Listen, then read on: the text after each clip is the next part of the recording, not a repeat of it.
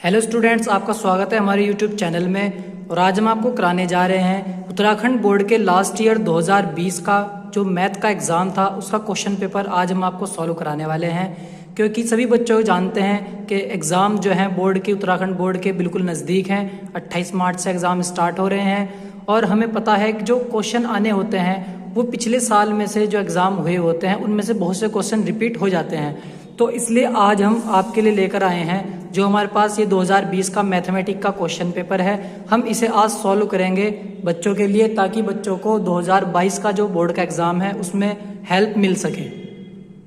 हम चलते हैं अपने क्वेश्चन नंबर 1 की तरफ।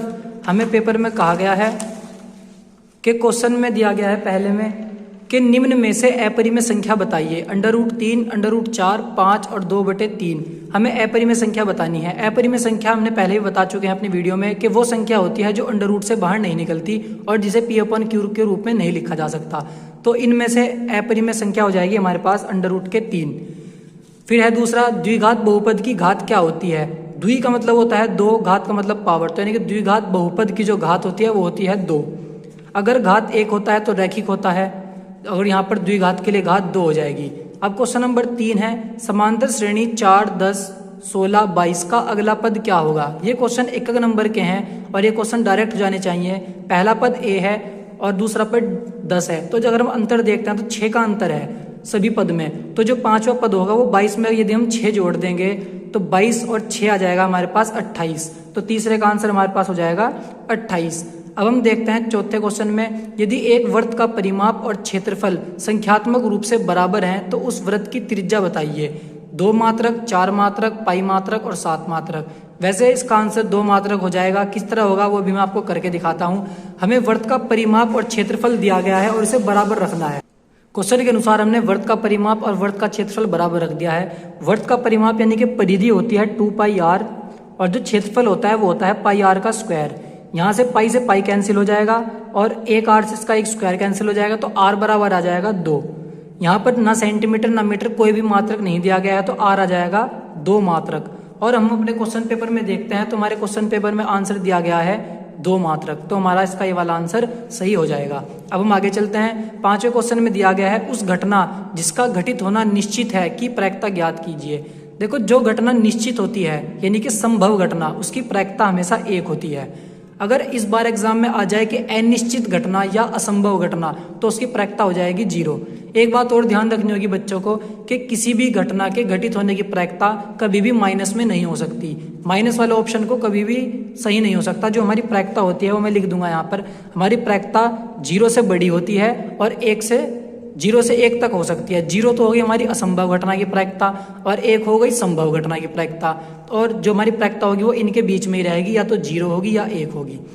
अब 6ठे क्वेश्चन में हमें दिया गया है कि द्विघात समीकरण x² - 9 = 0 को हल कीजिए। अब हम इसे हल करेंगे। हमें दिया गया है x² - 9 = 0। ये क्वेश्चन जो दिया गया है वो है 6 नंबर का क्वेश्चन है। हमें इसको हल करना है। ये माइनस का 9 है, इधर प्लस में चला जाएगा तो x² = 9 आ जाएगा। स्क्वायर इधर अंडर रूट में चला जाएगा, √9, और √9 से बाहर निकल जाएगा 3। और जब हमें पता है कोई संख्या अंडर रूट से बाहर निकलती है तो वो अपने साथ 2 चिन्ह लेकर आती है, एक प्लस का और एक माइनस का। तो जो हमारे पास x की वैल्यू आ गई वो आ गई +-3। हम इसे ऐसे भी लिख सकते हैं, x बराबर +3 और x बराबर -3। ये क्वेश्चन छोटे छोटे हैं जो 1 नंबर में है, और बच्चों से मैं उम्मीद रखता हूं कि बच्चे कभी भी 1 नंबर वाले क्वेश्चन को ना छोड़ें, क्योंकि ये बहुत आसान होते हैं और ये स्कोरिंग क्वेश्चन होते हैं। यहाँ से हम अपने स्कोर को अच्छा कर सकते हैं मैथ के एग्जाम में। आगे क्वेश्चन हमें दिया गया है कि कोट A = 8/15, तो tan A निकालना है। ये क्वेश्चन बहुत ही ईजी है। हमें पता है कि जो कोट होता है वो tan का अपोजिट होता है, तो हमारे पास कोट A दे रखा है।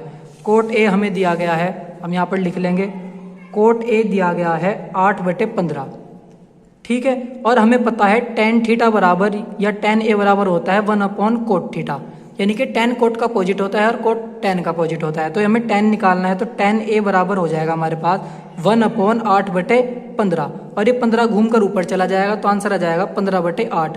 यानी कि करना कुछ नहीं है, हमें इसके पलट देना है, 15 ऊपर और 8 नीचे, कोट tan में बदल जाएगा। ऐसे ही अगर पेपर में आ जाता है साइन, तो साइन बदलता है कोसेक में और सेक बदलता है कोस में। तो अगर पेपर में कोट और साइन, कोट और टेन की जगह अगर साइन और कोसेक आ जाए तो बच्चे इस तरह कर सकते हैं, सेक और कोसेक को भी बदल सकते हैं। अब हम चलते हैं अपने आगे क्वेश्चन पे। ये क्वेश्चन था हमारा पेपर में 7 नंबर पे। 8वें क्वेश्चन में कहा गया है कि दो समरूप त्रिभुजों की भुजाएं 4:5 के अनुपात में हैं, उनके क्षेत्रफलों का अनुपात ज्ञात कीजिए। ये चैप्टर नंबर 6 का है, जिसमें समरूप त्रिभुजों की परिमेय के अनुसार हमें इस क्वेश्चन को करना है। तो उस परिमेय से जो क्वेश्चन हमारा बनता है वो इस तरह का एक सूत्र जनरेट होता है। पहले त्रिभुज का क्षेत्रफल बटे दूसरे त्रिभुज का क्षेत्रफल जो बराबर होता है वो होता है उनकी संगत भुजाओं के स्क्वायर के बराबर। अब हमें दिया गया है भुजाओं के अनुपात 4 और अनुपात में दे रखा है हमें 5। तो हम भुजाओं की जगह रख देंगे 4/5 और इनका स्क्वायर। तो 4 का स्क्वायर आ जाएगा 16 और 5 का स्क्वायर आ जाएगा 25। तो जो हमारे त्रिभुजों के क्षेत्रफलों का अनुपात आ जाएगा वो आ जाएगा 16:25। ये इसका आंसर हो जाएगा 1 नंबर में। क्वेश्चन नंबर 9 में हमें दिया गया है कि वृत्त पर स्थित किसी बिंदु पर वृत्त की कितनी स्पर्श रेखाएं हो सकती हैं।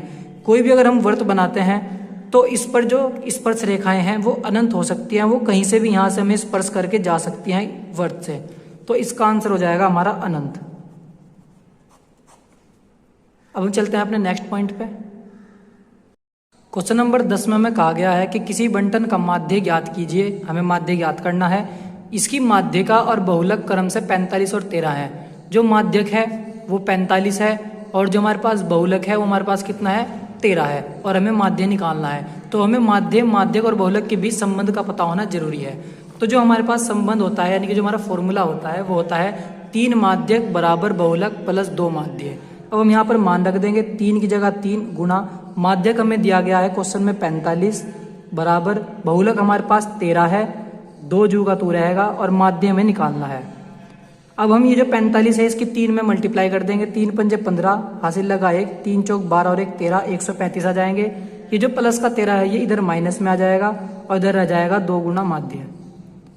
अब हमें 135 में से 13 को माइनस करना है तो हमारे पास आ जाएगा 5 में 3 गए 2, 2 1, ये हमारे पास 122 आ जाएगा और 2 गुना माध्य। अब ये जो 2 गुना में है ये भाग में चला जाएगा, ये हम यहाँ से भी कैंसिल कर सकते हैं। तो माध्य हमारे पास आ जाएगा 122/2 और जब काटेंगे तो 2 छिंग 12 और 2 एकम 2। तो जो हमारे पास माध्य आ जाएगा वो आ जाएगा 6161। ये हमारे जो 10 क्वेश्चन थे वो हो चुके हैं, जो 1-1 नंबर के क्वेश्चन थे हमारे। अब इस आगे के जो क्वेश्चन होंगे वो हमारे 2-2 नंबर के क्वेश्चन होंगे। अब चलते हैं हम क्वेश्चन नंबर 11 की तरफ। क्वेश्चन नंबर 11 में हमें एक बहुपद दिया गया है ax² माइनस के 8x माइनस के 4 के शून्यंकों का योग 4 है। तो a का मान बताओ। हमें इस a का मान बताना है। शून्यंकों का योग हमारे पास 4 है। तो हम अपने क्वेश्चन को कुछ इस तरह लिख लेंगे। बहुपद इस प्रकार दिया गया है, शून्यंक होते हैं अल्फा और बीटा, इनका योग दिया गया है तो अल्फा प्लस बीटा दिया गया है हमारे पास 4 और हमें a की वैल्यू निकालनी है। तो जो शून्यंकों का योग होता है अल्फा प्लस बीटा, उसका फॉर्मूला होता है माइनस के b/a द्विघात समीकरण से। अगर हम इस समीकरण की तुलना करके b और a का मान निकाल लें तो यहाँ पर b की वैल्यू है माइनस के 8 और a की वैल्यू है a और अल्फा प्लस बीटा का मान है 4। तो अल्फा प्लस बीटा की जगह हम 4 रख देंगे। ये माइनस का निशान, b की वैल्यू है माइनस के 8 और a की वैल्यू है a, जिसे हमें निकालना है। अब यहाँ पर माइनस माइनस प्लस हो जाएंगे, ये a इधर चला जाएगा और 4 इधर आ जाएगा। तो a बराबर आ जाएगा माइनस माइनस प्लस के 8 और नीचे हमारे पास आ जाएगा 4। 8 को 4 से काटने पर a का मान हमारे पास आ जाएगा 2। ये हमारे क्वेश्चन नंबर 11 का आंसर हो जाएगा। क्वेश्चन नंबर 12 हमें कुछ इस प्रकार दिया गया है कि यदि ए बी सी किसी त्रिभुज के आंतरिक कोण है तो सिद्ध कीजिए कि sine b plus c/2 cos a/2 plus cos b plus c/2 sine a/2 equals to 1।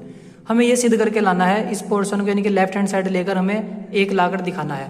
तो हम क्वेश्चन को कुछ इस प्रकार करेंगे कि त्रिभुज मान लेंगे a plus b plus c, ये जो हमारे पास पूरा त्रिभुज है। हम जानते हैं कि त्रिभुज के अंत्य कोणों का योग 180 होता है, तो डायरेक्ट लिख लेंगे a plus b plus c बराबर 180। अब हम क्वेश्चन में देखते हैं कि हमें b प्लस सी की वैल्यू को पता करना है। तो यहाँ से हम b प्लस सी की वैल्यू जब निकालेंगे तो ये a प्लस का इधर माइनस में चला जाएगा। तो b प्लस सी बराबर आ जाएगा 180 माइनस a। ये हमारे पास b प्लस सी की वैल्यू आ गई है, जो हम इसमें यहाँ पर क्वेश्चन में रख देंगे। अब हम यहाँ पर सवाल में रखते हैं अपने क्वेश्चन में value. Sine b plus C की वैल्यू है 180 माइनस a और बटे 2 cos a/2 plus cos b plus C की जगह रख देंगे 180 माइनस a/2। ऐसे यहाँ पर साइन a/2। ये मैंने लेफ्ट हैंड साइड ली है और मुझे इसे सॉल्व करके 1 लाना है, तो जो हमारा प्रूफ हो जाएगा। अब हम इस जो 2 को अलग अलग के बटे में जब रखेंगे यहाँ पर, तो जब अलग के बटे में रखेंगे 2 से जब 180 काटेंगे तो यहाँ पर आ जाएगा 90। तो यहाँ पर आ जाएगा साइन 90 माइनस a बटे 2, क्योंकि जो 2 है वो इसके बटे में भी है, इसके बटे में भी है। जब इसके बटे में रखा तो कट के 90 आ गया, और जब इसके बटे में रखा तो यहाँ पर सेम आ गया। ऐसे ही यहाँ पर कोस a बटे 2 सेम आ जाएगा। यहाँ पे करेंगे जब हम 2 को अलग अलग के बटे में, तो 180 से कट के यहाँ पर 90 और a बटे 2, और यहाँ पर साइन a बटे 2। अब हमें फॉर्मूला पता है कि sine 90 minus theta, sine 90 minus theta होता है कोस थीटा, और थीटा की वैल्यू यहाँ पर a बटे 2 है। तो साइन बदल जाएगा कोस में, 90 गायब हो जाएगा और आ जाएगा a बटे 2। Sine 90 minus theta cos theta, और यहाँ पर कोस a/2 पहले रहे। कोस बदल जाएगा साइन में, तो साइन a/2 यहाँ पर आ जाएगा, और यहाँ पर साइन a/2। अब यहाँ पर कोस a/2 कोस a/2 यानी कि कोस थीटा और कोस थीटा, जब यहाँ पर मल्टीप्लाई है तो आ जाएगा कोस स्क्वायर a/2, और यहाँ पर आ जाएगा साइन स्क्वायर a/2। सभी बच्चे जानते हैं कि cos square theta plus sine square theta की वैल्यू होती है 1। थीटा चाहे यहाँ पर कुछ भी हो, cos square theta plus sine square theta बराबर 1 होता है। तो हमारे पास आ गया है 1।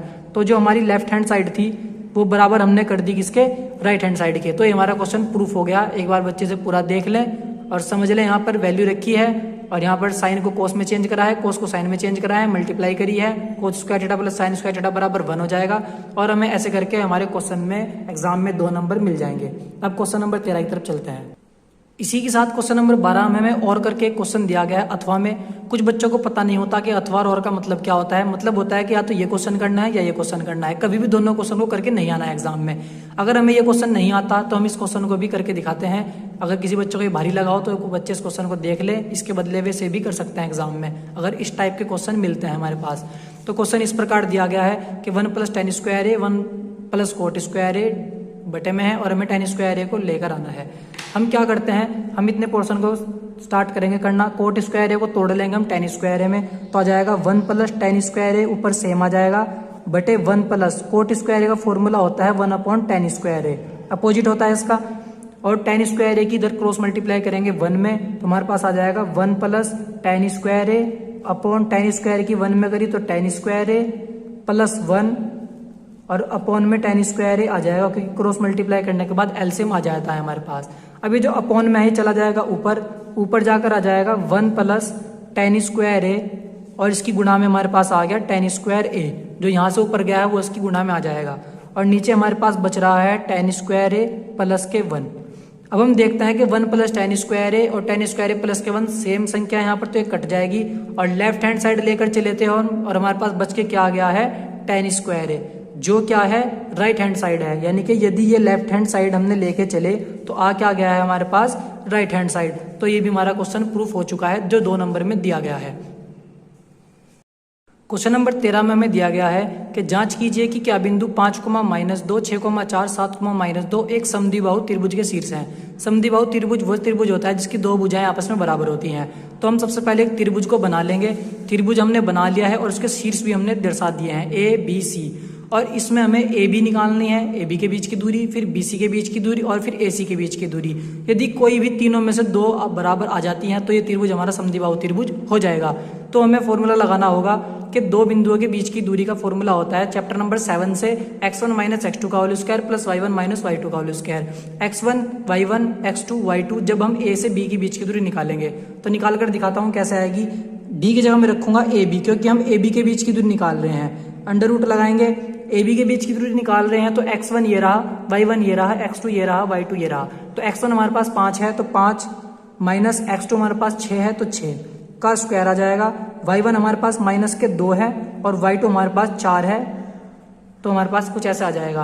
अब हमें क्या करना है, 6 में से 5 को घटाएंगे तो आ जाएगा -1, और -1 का जब स्क्वायर करेंगे तो आ जाएगा 1 प्लस का, और 2 और 2 हमारे पास क्या हो जाएंगे जुड़कर, क्योंकि माइनस के हैं 6 हो जाएंगे, 6 का स्क्वायर हो जाएगा हमारे पास 36, और AB 36 और 1 आ जाएगा हमारे पास 37। तो जो हमारे पास AB के मान आया है, बीच की दूरी आई है, वो आ गई है 37। ऐसे ही हम BC की निकाल लेंगे और AC की भी निकाल लेंगे। जैसे हमने AB के बीच की दूरी निकाली है, इसी प्रकार हम BC के बीच की दूरी भी उसी फॉर्मूले से निकाल लेंगे। BC को निकालने के लिए x1 y1 x2 y2 ये हो जाएगा, तो हम निकाल लेंगे तो आ जाएगा हमारे पास अंडर रूट के 37। और जब हम AC की निकाल लेंगे तो हमारे पास x1 y1 हो जाएंगे, x1 y1 x2 y2, तो जो इसकी वैल्यू आ गई है हमारे पास y है अंडर रूट 4। तो देखते हैं हम कि AB और BC बराबर आए हैं और AC हमारे पास बराबर नहीं आया, तो हम लिख देंगे कि AB बराबर है BC के और बराबर नहीं है AC के। दो भुजाएं आपस में बराबर आ गई हैं, तो अतः त्रिभुज हमारा क्या हो चुका है, समद्विबाहु त्रिभुज है। क्वेश्चन नंबर 14 में हमें दिया गया है कि 3 सेंटीमीटर त्रिज्या का एक वृत्त खींचिए और तब उसके किसी बिंदु पर स्पर्श रेखा खींचिए। हमें एक वृत्त बनाना है 3 सेंटीमीटर का और उसके किसी भी बिंदु पर स्पर्श रेखाओं को खींचना है। तो सबसे पहले हमें क्या करना होगा, हमें सेंटर लेकर प्रकार में 3 सेंटीमीटर की त्रिज्या भरकर एक वृत्त बनाना होगा। 3 सेंटीमीटर का वृत्त बनाने के बाद हमें इससे होकर जाने वाली स्पर्श रेखाओं को खींचना है। तो हम करेंगे, इस सेंटर को हम O मान लेंगे और इस सेंटर से हम बाहर की तरफ कितनी भी दूरी ले लेंगे अपनी मर्जी से, क्योंकि क्वेश्चन में हमें नहीं दी गई है। तो मैं यहाँ से एक दूरी ले लेता हूँ, मान लो 5 की या 6 सेंटीमीटर की, कितनी की भी। यहाँ एक बिंदु बना लेंगे हम P। अब हम इस बिंदु P से इस वृत्त पर जो कि 3 सेंटीमीटर त्रिज्या का है, इसकी मैं त्रिज्या दिखा देता हूँ 3 सेंटीमीटर, इस पर हमें स्पर्श रेखाएं खींचनी है। तो हमें करना क्या होगा, हमें ये जो लाइन हमने ली है ये 5 की, 6 की, 7 की, कितनी की भी हो सकती है, हमें इसका हाफ करना है। हाफ करने के बाद जो हमारे पास पॉइंट आएगा उस पॉइंट से हमें प्रकार को ये दूरी बढ़नी है, यहाँ से लेकर यहाँ तक की, से मान लो मैं M मान लेता हूँ, M से O की या M से P की, क्योंकि ये हाफ पर है तो चाहे M से O की दूरी ले ले चाहे M से P की दूरी ले तो सेम आएगी। यहाँ से हमें प्रकार रखकर एक डैश डैश करता हुआ एक और वृत्त बनाना है और हम ऐसे एक और वृत्त बना देंगे। अब ये जो वृत्त जहाँ पर डैश डैश करता हुआ इस पुराने वृत्त से टच होया है, स्पर्श होया है यहाँ पर, तो यही दो वो बिंदु हैं जिस पर हमें स्पर्श रेखाएं बनानी है। तो हम इस बाहर स्थित बिंदु P से फीटे की सहायता से स्पर्श रेखाएं बना देंगे। इसे नाम लिख देंगे हम PA और इस वाली बिंदु पर हम स्पर्श रेखा बना देंगे, इसे नाम लिख देंगे हम PB। ये ऐसे हमारा ये वृत्त की रचना और ये स्पर्श रेखाएं बन जाएंगी। अब चलते हैं अपने क्वेश्चन नंबर 15 की तरफ। क्वेश्चन नंबर 15 जो प्रायिकता के चैप्टर से लिया गया है, उसमें कहा गया है कि एक पासे को यदि अच्छा फेंका जाता है, एक विषम संख्या प्राप्त करने की प्रायिकता बताओ। हमें पता है जो पासा होता है उसके अंदर कुल प्रकार 6 होते हैं, 1 से लेकर 6 तक की संख्याएं, कुल प्रकार 6। और हमें विषम संख्या की प्रायिकता बतानी है, तो विषम संख्या होती है 1, 3 और 5। तो ये 1, 2, 3 कितनी हो गई, हमारी 3 संख्याएं हो गई। अब हमें इनकी प्रायिकता निकालनी है।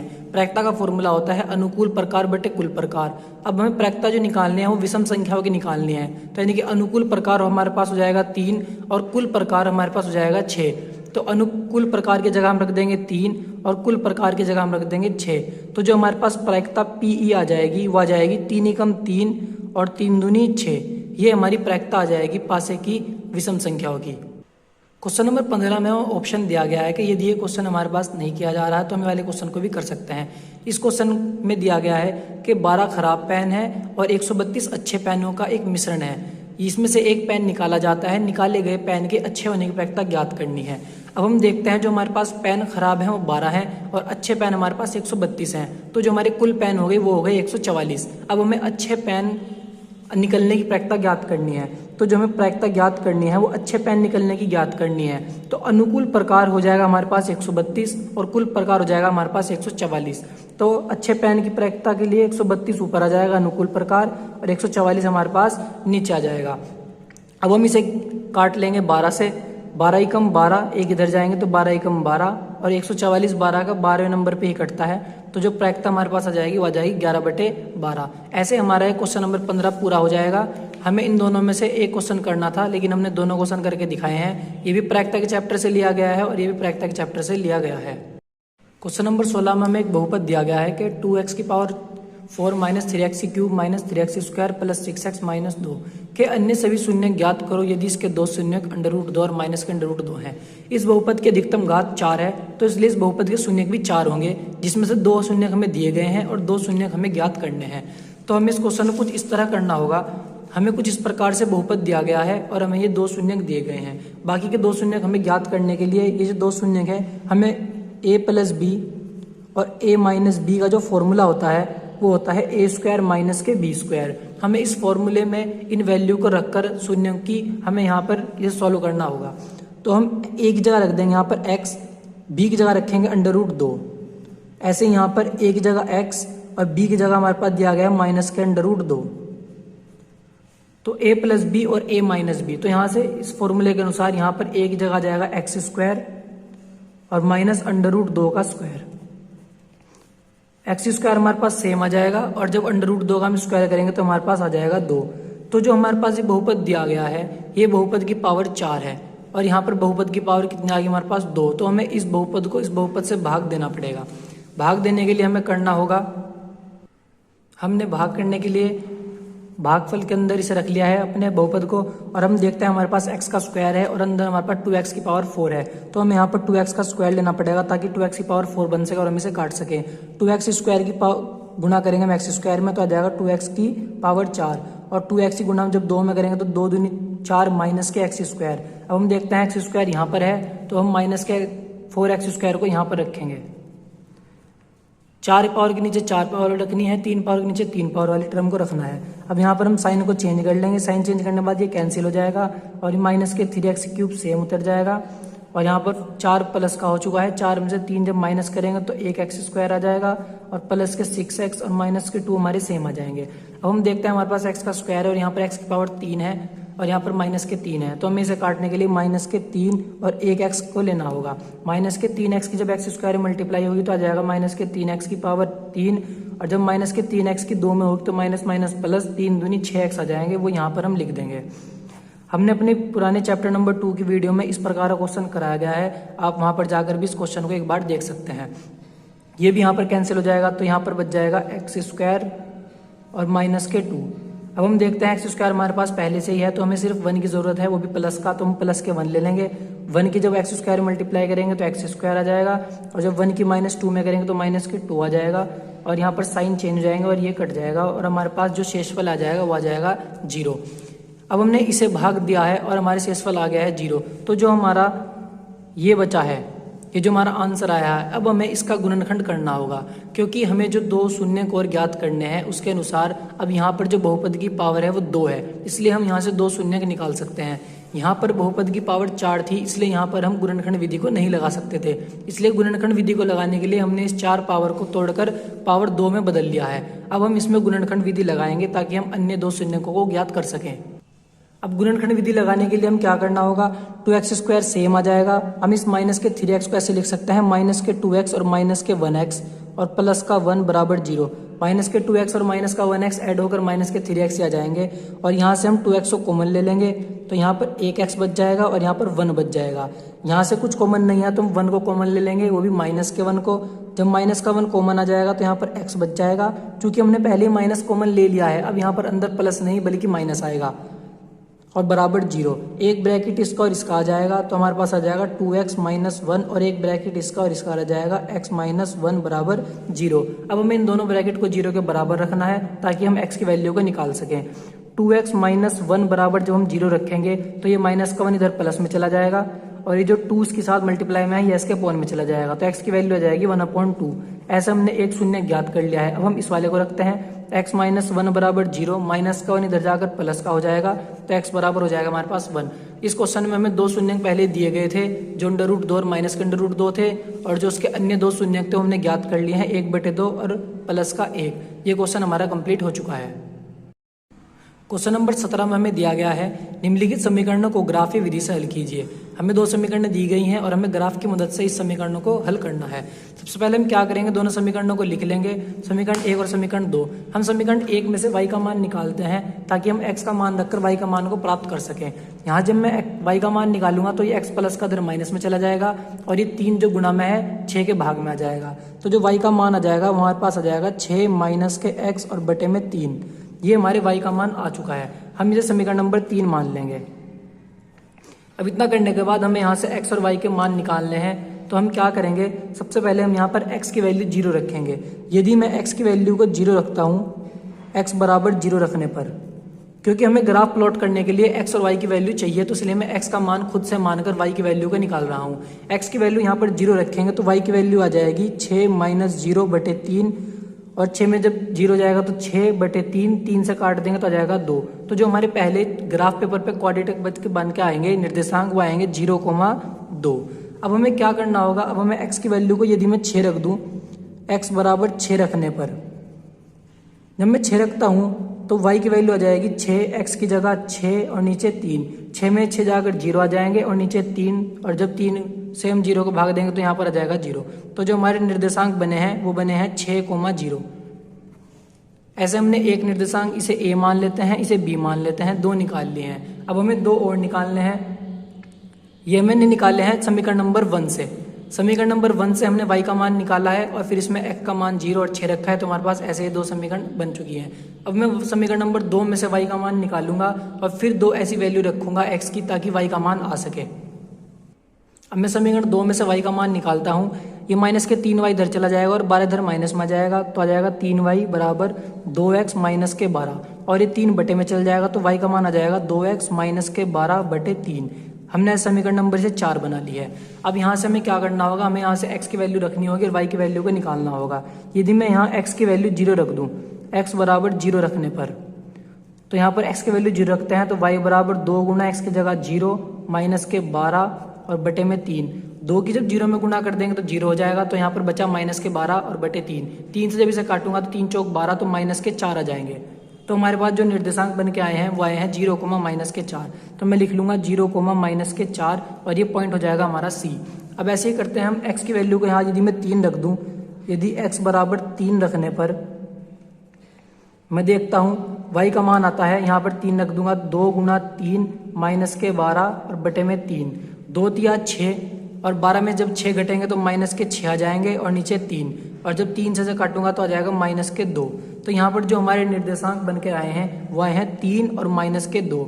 3 और माइनस के 2, जिसे मैं D नाम दे देता हूँ। तो मेरे पास टोटल 4 निर्देशांक है ग्राफ बनाने के लिए, A, B और यहाँ पर C आया है 0, माइनस के 4 और D आया है 3, माइनस के 2, जिसमें पहली संख्या x की है और दूसरी संख्या y की है। ये x की, ये y की, ये x की और यहाँ पर ये y की। अब हम इन चारों बिंदुओं को ABCD को अपने ग्राफ पर बनाते हैं।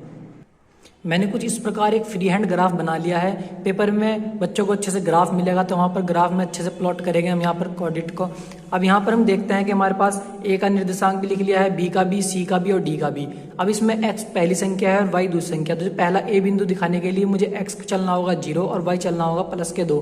तो 0 हमारे मूल बिंदु के निर्देशांक है यहाँ पर, तो मुझे x की वैल्यू 0 चलनी है, तो यानी कि यहीं पर रहना है, और y की वैल्यू 2 चलनी है प्लस की, तो ऊपर को जाना है। तो जो हमारा A पॉइंट आएगा वो आएगा यहाँ पर हमारे पास 2। A यहाँ पर आ जाएगा जिसके निर्देशांक है हमारे पास 0, 2। अब हम देखते हैं B पॉइंट पे। B पॉइंट हमारा है 6, 0, यानी कि x पर 6 और y पर 0 चलना है। तो ये मूल बिंदु है, x पर 6 यहाँ पर है और y पर 0 है, यानी कि नहीं चलना है। तो B पॉइंट हमारा यहाँ पर आ जाएगा B, इसके निर्देशांक है 6, 0। अब C पॉइंट हमारा 0, माइनस के 4, यानी कि x पर 0 और y पर माइनस के 4, यानी कि माइनस के 4 जो होते हैं वो नीचे को होते हैं। तो माइनस के 4 ये रहा, तो ये C पॉइंट आ गया हमारा 0, माइनस के 4। अब D पॉइंट देखते हैं हम, x पर 3 है और y पर 2 है माइनस के। तो x पर 3 प्लस के ये रहा और y पर 2 माइनस के ये रहा। तो हमारा कुछ इस प्रकार का यहाँ पर आ जाएगा D पॉइंट, जिसके निर्देशांक होंगे 3, माइनस के 2। अब हमें करना क्या होगा, जो A और B है वो समीकरण नंबर 1 से आए थे, तो हमें A और B को ज्वाइन करना है। और जो C और D पॉइंट थे वो समीकरण नंबर 2 से आए थे, तो हमें C और D को भी ज्वाइन करना है। और हमें क्या करना होगा, ज्वाइन करने के बाद जो समीकरण की रेखा यानी कि ए बी हमारी समीकरण नंबर 1 से आई थी, तो हम इस समीकरण पे यानी कि इस रेखा पे समीकरण नंबर 1 को लिख देंगे, जो हमारी थी x + 3y = 6। और इस वाली लाइन पर हम अपनी समीकरण नंबर 2 को लिख देंगे, जो क्वेश्चन में हमें दी गई थी, जो थी 2x - के 3y = 12। ऐसे हमारा ये ग्राफ बन जाएगा, जो कि हमें क्वेश्चन नंबर 17 में दिया गया है। ये ग्राफ मेरा बनाने का मतलब सिर्फ बच्चों को समझाना है, क्योंकि ये ग्राफ मैंने फ्री हैंड बनाया है। तो जरूरी नहीं है कि जब आप ग्राफ पेपर भी बनाओगे तो यही बिल्कुल इसी प्रकार की आकृति बने। जब आप ग्राफ पेपर बनाओगे तो बिल्कुल एक्यूरेट लिए जाएंगे यहाँ पर नंबर, और ये लाइन इधर से उधर भी हो सकती है। तो बच्चे इस ग्राफ को इसी मेथड से अपने ग्राफ पेपर पर बनाकर देखें और आंसर करें। क्वेश्चन नंबर 18 में दिया गया है कि किसी एपी का प्रथम पद 8 है, अंतिम पद 62 है और पदों का योग 210 है। तो हमें पदों की संख्या बतानी है और सारवंतर को ज्ञात करना है। अब हम देखते हैं, जो हमें दिया गया है हम वो लिख लेंगे। प्रथम पद a = 8, अंतिम पद l = 62, पदों की संख्या 210। तो जो फॉर्मूला होता है एसएन का, पदों की संख्या का फॉर्मूला होता है n/2 ब्रैकेट में a + l। अंतिम पद के लिए फॉर्मूला जो होता है वो यही होता है। एसएन हमें दे रखा है 210, n हमें निकालना है और ए की वैल्यू है 8 और एल की वैल्यू है 62 जो कि अंतिम पद है। 2 यहाँ पर भाग में इधर गुणा में चला जाएगा, 2 की 0 में करेंगे 0, 2 एकम 2, 2 दूनी 4, 420 आ जाएगा। 62 और 8 को जोड़ेंगे तो यहाँ पर 70 आ जाएगा। ये गुणा में है जो 420 के भाग में चला जाएगा तो n बराबर आ जाएगा 420/70। 0 से 0 कैंसिल हो जाएगा और 7 छिंग 42 आ जाएगा तो n बराबर हमारे पास 6 आ जाएगा।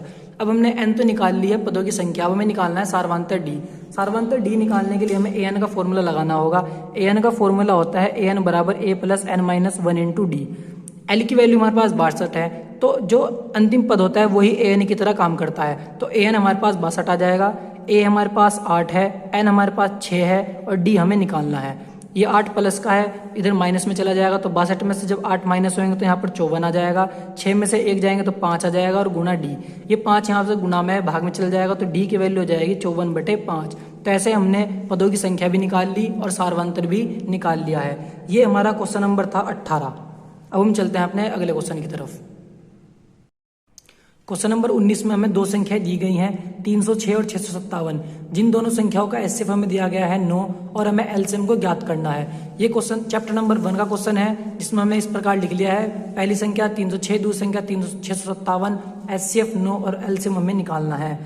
एलसीएम हमें निकालना है तो जो फॉर्मूला होता है वो होता है पहली संख्या गुना दूसरी संख्या एचसीएफ गुना एलसीएम। पहली संख्या है 306, दूसरी है 657, एचसीएफ है 9 और एलसीएम मुझे ज्ञात करना है। ये 9 गुना में है जो कि इनकी भाग में चला जाएगा तो 306, 657 भाग में 9 और बराबर एलसीएम। अब जब मैं 9 को 306 से भाग देता हूं तो आ जाएगा 306 को जब 9 से काटता हूं तो 9 × 27, यहाँ पर 3 बच जाएंगे तो 36 बन जाएगा, 9 चौक 36। अब मुझे 34 की 657 में गुना करनी है और मेरे पे एलसीएम आ जाएगा तो जो गुना करके वैल्यू आएगी वो आएगी 2, 2, 3, 3, 8 और ये इस तरह इसका आंसर हो जाएगा क्वेश्चन नंबर 19 का। क्वेश्चन नंबर 19 के साथ एक और क्वेश्चन दिया गया है अथवा में कि सिद्ध कीजिए कि √5 एक अपरिमेय संख्या है। ये क्वेश्चन थोड़ा सा थियोरेटिकल टाइप है तो इस प्रकार देखेंगे हम। ये चैप्टर नंबर 1.3 का है तो जिसमें हमें सबसे पहले हम क्या करेंगे, मान लेंगे माना √5 एक अपरिमेय संख्या है और मैंने बता रखा है जो परिमेय संख्या होती है उसे हम P/Q के रूप में लिख सकते हैं। P/Q के रूप में हमने √5 को लिख लिया है जहाँ P व Q एक अभाज्य पूर्णांक है। हम दोनों पक्षों का वर्ग कर देंगे, यहाँ पर भी स्क्वायर लगा देंगे, यहाँ पर भी स्क्वायर लगा देंगे। स्क्वायर लगाने के बाद यहाँ से स्क्वायर के रूट कैंसिल हो जाएगी और यहाँ पर आ जाएगा P²/Q²। अब यहाँ पर ये जो Q² भाग में इधर चला जाएगा गुना में तो इधर आ जाएगा 5Q² और बराबर P²। अब हमें यहाँ पर ये लिखना होगा कि चूंकि P² 5 से पूर्णतः विभाजित है इसलिए P भी 5 से पूर्णतः विभाजित होगा, अतः P 5 का एक गुणनखंड है। क्योंकि अगर कोई संख्या किसी विभाजित होती है तो वह उसका गुणनखंड होता है। ये इस क्वेश्चन का पहला स्टेप है। दूसरे स्टेप में हमें करना होगा जो P है हमें मानना होगा, अगर हमें 5 दिया गया है अंडर रूट में तो 5n मान लेंगे और 3 दिया गया तो 3n मान लेंगे। मानेंगे P बराबर 5n जहाँ n एक पूर्णांक है तो हम इस P की वैल्यू को यहाँ पर रख देंगे। यहाँ पर P की वैल्यू रखने पर हमारे पास इसका स्क्वायर है तो यहाँ पर स्क्वायर हो जाएगा। तो यहाँ पर स्क्वायर होने के बाद जाएगा 5Q का स्क्वायर, इधर आ जाएगा 5n का स्क्वायर। यहाँ पर भी जब हम स्क्वायर खोलेंगे तो 5 5 या 25 और इसे 5 से काटेंगे तो 25, तो Q² बराबर आ जाएगा 5n का स्क्वायर। अब हमें यहाँ पर लिखना होगा कि Q² 5 से पूर्णतः विभाजित है और Q भी 5 से पूर्णतः विभाजित है, अतः 5 Q का एक गुणनखंड है। जैसे हमने P के लिए लिखा था इसी प्रकार हम Q के लिए भी लिख लेंगे। तो हम लिखेंगे चूंकि P व Q का एक अभाज्य गुणनखंड 5 है जो सत्य नहीं है, अतः हमारी जो हमने कल्पना करी थी √5 की जिसे हमने परिमेय माना था वो गलत है। तो √5 एक अपरिमेय संख्या है। अगर इस क्वेश्चन को पूरा डीपली किसी बच्चे को समझना है तो हमारे चैनल में जाकर वो चैप्टर नंबर 1.3 की वीडियो को देख सकते हैं। हमें क्वेश्चन नंबर 20 में दिया गया है कि tan 2θ बराबर cot θ प्लस 6 डिग्री है, तो थीटा का मान ज्ञात कीजिए। थीटा का मान ज्ञात करने के लिए हमें जो दिया गया है हम उसको लिख लेंगे tan 2θ बराबर cot θ प्लस 6 डिग्री। अब हमें tan का फॉर्मूला पता है, tan का फॉर्मूला होता है अगर इसे कोट में तोड़ना है तो कोट 90 - θ, थीटा की जगह हमारे पास है 2θ और इधर हमारे पास कोट θ प्लस 6 डिग्री। ये क्वेश्चन इसका फॉर्मूला सभी बच्चों को पता होगा चैप्टर नंबर 8 का। कोट से कोट यहाँ पर कैंसिल हो जाएगा और आ जाएगा 90 - 2θ और इधर θ प्लस के 6 डिग्री। ये 2θ माइनस से इधर प्लस में चला जाएगा और ये 6 डिग्री प्लस से इधर माइनस में चली जाएगी। तो 90 डिग्री - 6 डिग्री इधर θ प्लस के 2θ। अब हम 90 में 6 जब घटाएंगे तो हमारे पास आ जाएगा 84 डिग्री और इधर θ और 2 थीटा जुड़कर हमारे पास आ जाएंगे 3 थीटा। 3 यहाँ पर गुना से भाग में चला जाएगा तो आ जाएगा 84 डिग्री बटे 3, और यहाँ पर कट कर आ जाएगा 3 दूनी 6, 2 उधर चला जाएगा और 3 अट्ठे 24। तो जो हमारी थीटा की वैल्यू है वो आ जाएगी यहाँ पर 28। क्वेश्चन नंबर 21 में हमें दिया गया है कि सिद्ध कीजिए कि बिंदु a, 0, 0, b और a एक समरेखीय हैं यदि 1/a + 1/b बराबर 1। हमें इन बिंदुओं को सररेखी करना है। सररेखी करने के लिए हमें चैप्टर नंबर 7 का जो फॉर्मूला लगाना होगा वो होगा s बराबर x1 y2 - y3 x2 y3 - y1 x3 y1 - y2। मैंने सभी बिंदुओं को ऊपर लिख लिया है और x1 y1 भी सभी दर्शा दिए हैं। तो s सररेखी के लिए जो s होगा वो हमें 0 लाना होगा। यदि हमें सिद्ध करना है कि ये बिंदु सररेखी है तो हमें s की वैल्यू को 0 लाना होगा। तो हम वैल्यू सारी यहाँ पर रखते हैं। वैल्यू रखते हैं, x1 की जो वैल्यू है वो है a, y2 की वैल्यू है हमारे पास b माइनस y3 की वैल्यू है 1, x2 की वैल्यू है 0, y3 की 1 और y1 की हमारे पास है 0, x3 की वैल्यू है 1, y1 की वैल्यू है 0 और y2 की वैल्यू है b। यहाँ पर वैल्यू को बड़ी ही ध्यान से रखेंगे वरना ये क्वेश्चन गलत हो सकता है। अब हम क्या करेंगे, यहाँ पर हम अंदर मल्टीप्लाई कर लेंगे। a की b में करेंगे तो ab और a की 1 में करेंगे तो माइनस के a। यहाँ पर 0 की मल्टीप्लाई होते ही ये पूरा पोर्शन हमारा 0 हो जाएगा और यहाँ पर बचेगा a की 0 में करेंगे तो ये भी 0 हो जाएगा क्योंकि 1 की 0 में करते हैं 0 और 1 की जब इसमें करेंगे माइनस के b में तो यहाँ पर आ जाएगा माइनस के b। तो जो हमारे पास यहाँ से s की वैल्यू आई है, s की वैल्यू हमारे पास कुछ इस प्रकार आई है कि ab माइनस के a और माइनस के b। अब हमें कैसे भी करके इस s को 0 करना है। s को 0 करने के लिए हमें पेपर में दिया गया है, हमें पेपर में एक हिंट दी गई है कि 1/a + 1/b बराबर 1। हम इसी की मदद से s को 0 करेंगे क्योंकि अब हमें दिया गया है, मैं साइड में लिख लूंगा 1/a + 1/b बराबर 1। यहाँ से मैं क्रॉस एलसीएम ले लूंगा तो ए बी एलसीएम आ जाएगा और क्रॉस मल्टीप्लाई हो जाएगी। b की 1 में करेंगे b, a की 1 में करेंगे a और बराबर 1। ए बी की क्रॉस मल्टीप्लाई करके आ जाएगा b + a बराबर ए बी। अब यहाँ से मैंने क्या करा, इस हिंट की हेल्प से मैंने यहाँ से ए बी की वैल्यू को निकाल लिया है। अब इस कंडीशन में यहाँ पर ए बी की वैल्यू को मैं रख सकता हूँ b + a यहाँ पर। तो यहाँ पर मैं वैल्यू रखता हूँ s बराबर ए बी की जगह रखूंगा मैं b + 1 b + a रखेंगे, दोनों प्लस के हैं और यहाँ पर हमारे पास a माइनस का है और b भी माइनस का है। अब इस प्लस के b से माइनस के b कैंसिल हो जाएगा और इस प्लस के a से माइनस का a भी कैंसिल हो जाएगा और इस तरह हमारे पास s की वैल्यू आ जाएगी 0। तो हम लिख सकते हैं अतः ये जो हमें बिंदु दिए गए हैं वो बिंदु कैसे हैं, सररेखी हैं, क्योंकि s की वैल्यू हमारे पास 0 आ गई है। क्वेश्चन नंबर 21 में अथवा करके क्वेश्चन और दिया गया है कि बिंदु 1, -4 -5, -6 को जोड़ने वाले रेखाखंड को y अक्ष, ये ध्यान में रखना है कौन सा अक्ष पे दिया गया है, y अक्ष के किस अनुपात में विभाजित करता है। अनुपात पूछ रहा है यानी कि m1 m2 पूछ रहा है हमारे से, और इस प्रतिच्छेद बिंदु के निर्देशांक भी ज्ञात कीजिए यानी कि y के निर्देशांक भी ज्ञात करने को कह रहा है। तो हम कुछ इस प्रकार अपने पॉइंट्स को लिख लेंगे, x1 y1 x2 y2 हम यहाँ पर लिख लेंगे। और चूंकि हमें दिया गया है कि y अक्ष पे, तो y अक्ष पर हमें पता होना चाहिए y अक्ष पे x की वैल्यू होती है 0 और y अक्ष पे y की वैल्यू होती है y। तो हमारे पास x की वैल्यू आ गई 0 और y की वैल्यू हमारे पास है y। अब हमें फॉर्मूला लगाना है अनुपात वाला। चूंकि हमारे पास y की वैल्यू तो नहीं है इसलिए मैं y का फॉर्मूला नहीं लगा सकता, मेरे पास x की वैल्यू 0 है तो मुझे x का फॉर्मूला लगाना होगा। x का फॉर्मूला होता है हमारे पास m2 x1 + m1 x2 और अपॉन में m1 + m2। ऐसे इस फॉर्मूले से हम यहाँ पर m1 और m2 को निकाल लेंगे। x की वैल्यू हमारे पास 0 है, m2 मुझे निकालना है, x1 की जगह 1 आ जाएगा, m1 मुझे निकालना है और x2 की जगह -5 आ जाएगा और m1 + m2 सेम आ जाएगा। अब m1 और m2 भाग में है, जब 0 की मल्टीप्लाई में करेंगे तो ये 0 हो जाएगा सब कुछ और यहाँ पर आ जाएगा m2 यानी कि 1 m2 आ जाएगा यहाँ पर, यानी कि 1 तो आ जाएगा हमारे पास m2 और -5 हमारे पास आ जाएगा m1। अभी जो -5 m1 है हम इसे इधर ले जाएंगे तो यहाँ पर आ जाएगा हमारे पास 5 m1 बराबर 1 m2। अब हमारे पास m1 और हमें m2 निकालने हैं तो ये जो m2 है ये m1 के नीचे आ जाएगा और ये 5 1 के नीचे आ जाएगा। तो हमारे पास आ जाएगा m1 बटे m2 हमारे पास आ जाएगा 1/5। हमारे पास कुछ इस तरह का आ जाएगा कि ये m2 इसके नीचे चला जाएगा और ये 5 इसके नीचे। तो अनुपात जो आए हैं m1 अनुपात m2 यह है हमारे पास 1/5। अब हमारे पास अनुपात तो आ चुके हैं। अब हमें क्वेश्चन में कहा गया है कि इस प्रतिच्छेद बिंदु के निर्देशांक भी ज्ञात कीजिए, यानी कि हमें इसके निर्देशांक भी ज्ञात करने हैं। चूंकि x तो 0 है, इसके निर्देशांक ज्ञात करने की हमें कोई आवश्यकता नहीं है। एक्स की फॉर्मूला जो हमने लगाया था वो m1 m2 को ज्ञात करने के लिए लगाया था। जो अब हमें फॉर्मूला लगाना होगा वो y वाला लगाना होगा, क्योंकि मुझे y के निर्देशांक ज्ञात करने हैं। y का फॉर्मूला हमारे पास होता है m2 y1 और m1 y2 और अपॉन में m1 प्लस m2। y मुझे निकालना है, m2 मेरे पास 5 आ गया है, y1 मेरे पास जो है वो है -4, m1 मेरे पास 1 आ गया है, y2 मेरे पास है -6 और अपॉन में m11 और m2 हमारे पास 5 आ गया है। मल्टीप्लाई करते हैं, 5 की 4 में करते हैं तो -5 चौक 20 आ जाएगा और 1 की 6 में करेंगे तो -6, 5 और 1 6 आ जाएगा।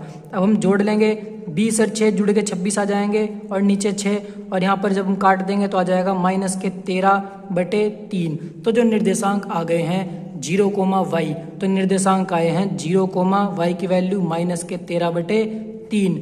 हमारा सवाल यहाँ पर ये कंप्लीट हो जाता है, जो क्वेश्चन नंबर 21 में हमें और यानी कि अथवा करके दिया गया था। क्वेश्चन नंबर 22 में दिया गया है कि एक समचतुर्भुज का क्षेत्रफल ज्ञात कीजिए जिसके शीर्ष इस प्रकार हैं कि 3, 0, 5, 4, 5, -1 और 4 और -2 और 1। हमें इसका क्षेत्रफल ज्ञात करना है। ये चैप्टर नंबर 7 का क्वेश्चन है। 2020 में जो क्वेश्चन आए हुए हैं मोस्टली सारे बुक के ही आए हुए हैं, बिल्कुल संख्याएं भी चेंज नहीं हुई है। तो हमने समचतुर्भुज को बना लिया है, पॉइंट्स दर्शा दिए गए हैं और क्षेत्रफल का जो फॉर्मूला होता है वो होता है 1/2 विकर्णों का गुणनफल। तो जो हमें विकर्ण देखने हैं वो है ए और सी, बी और डी।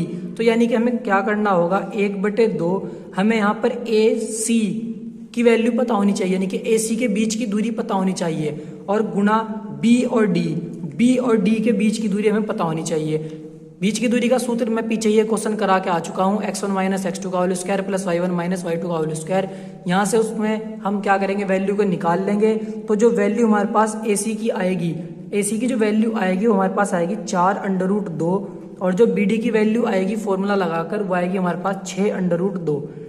अब हमें यहाँ से इनकी गुणा करके समचतुर्भुज का क्षेत्रफल ज्ञात करना है।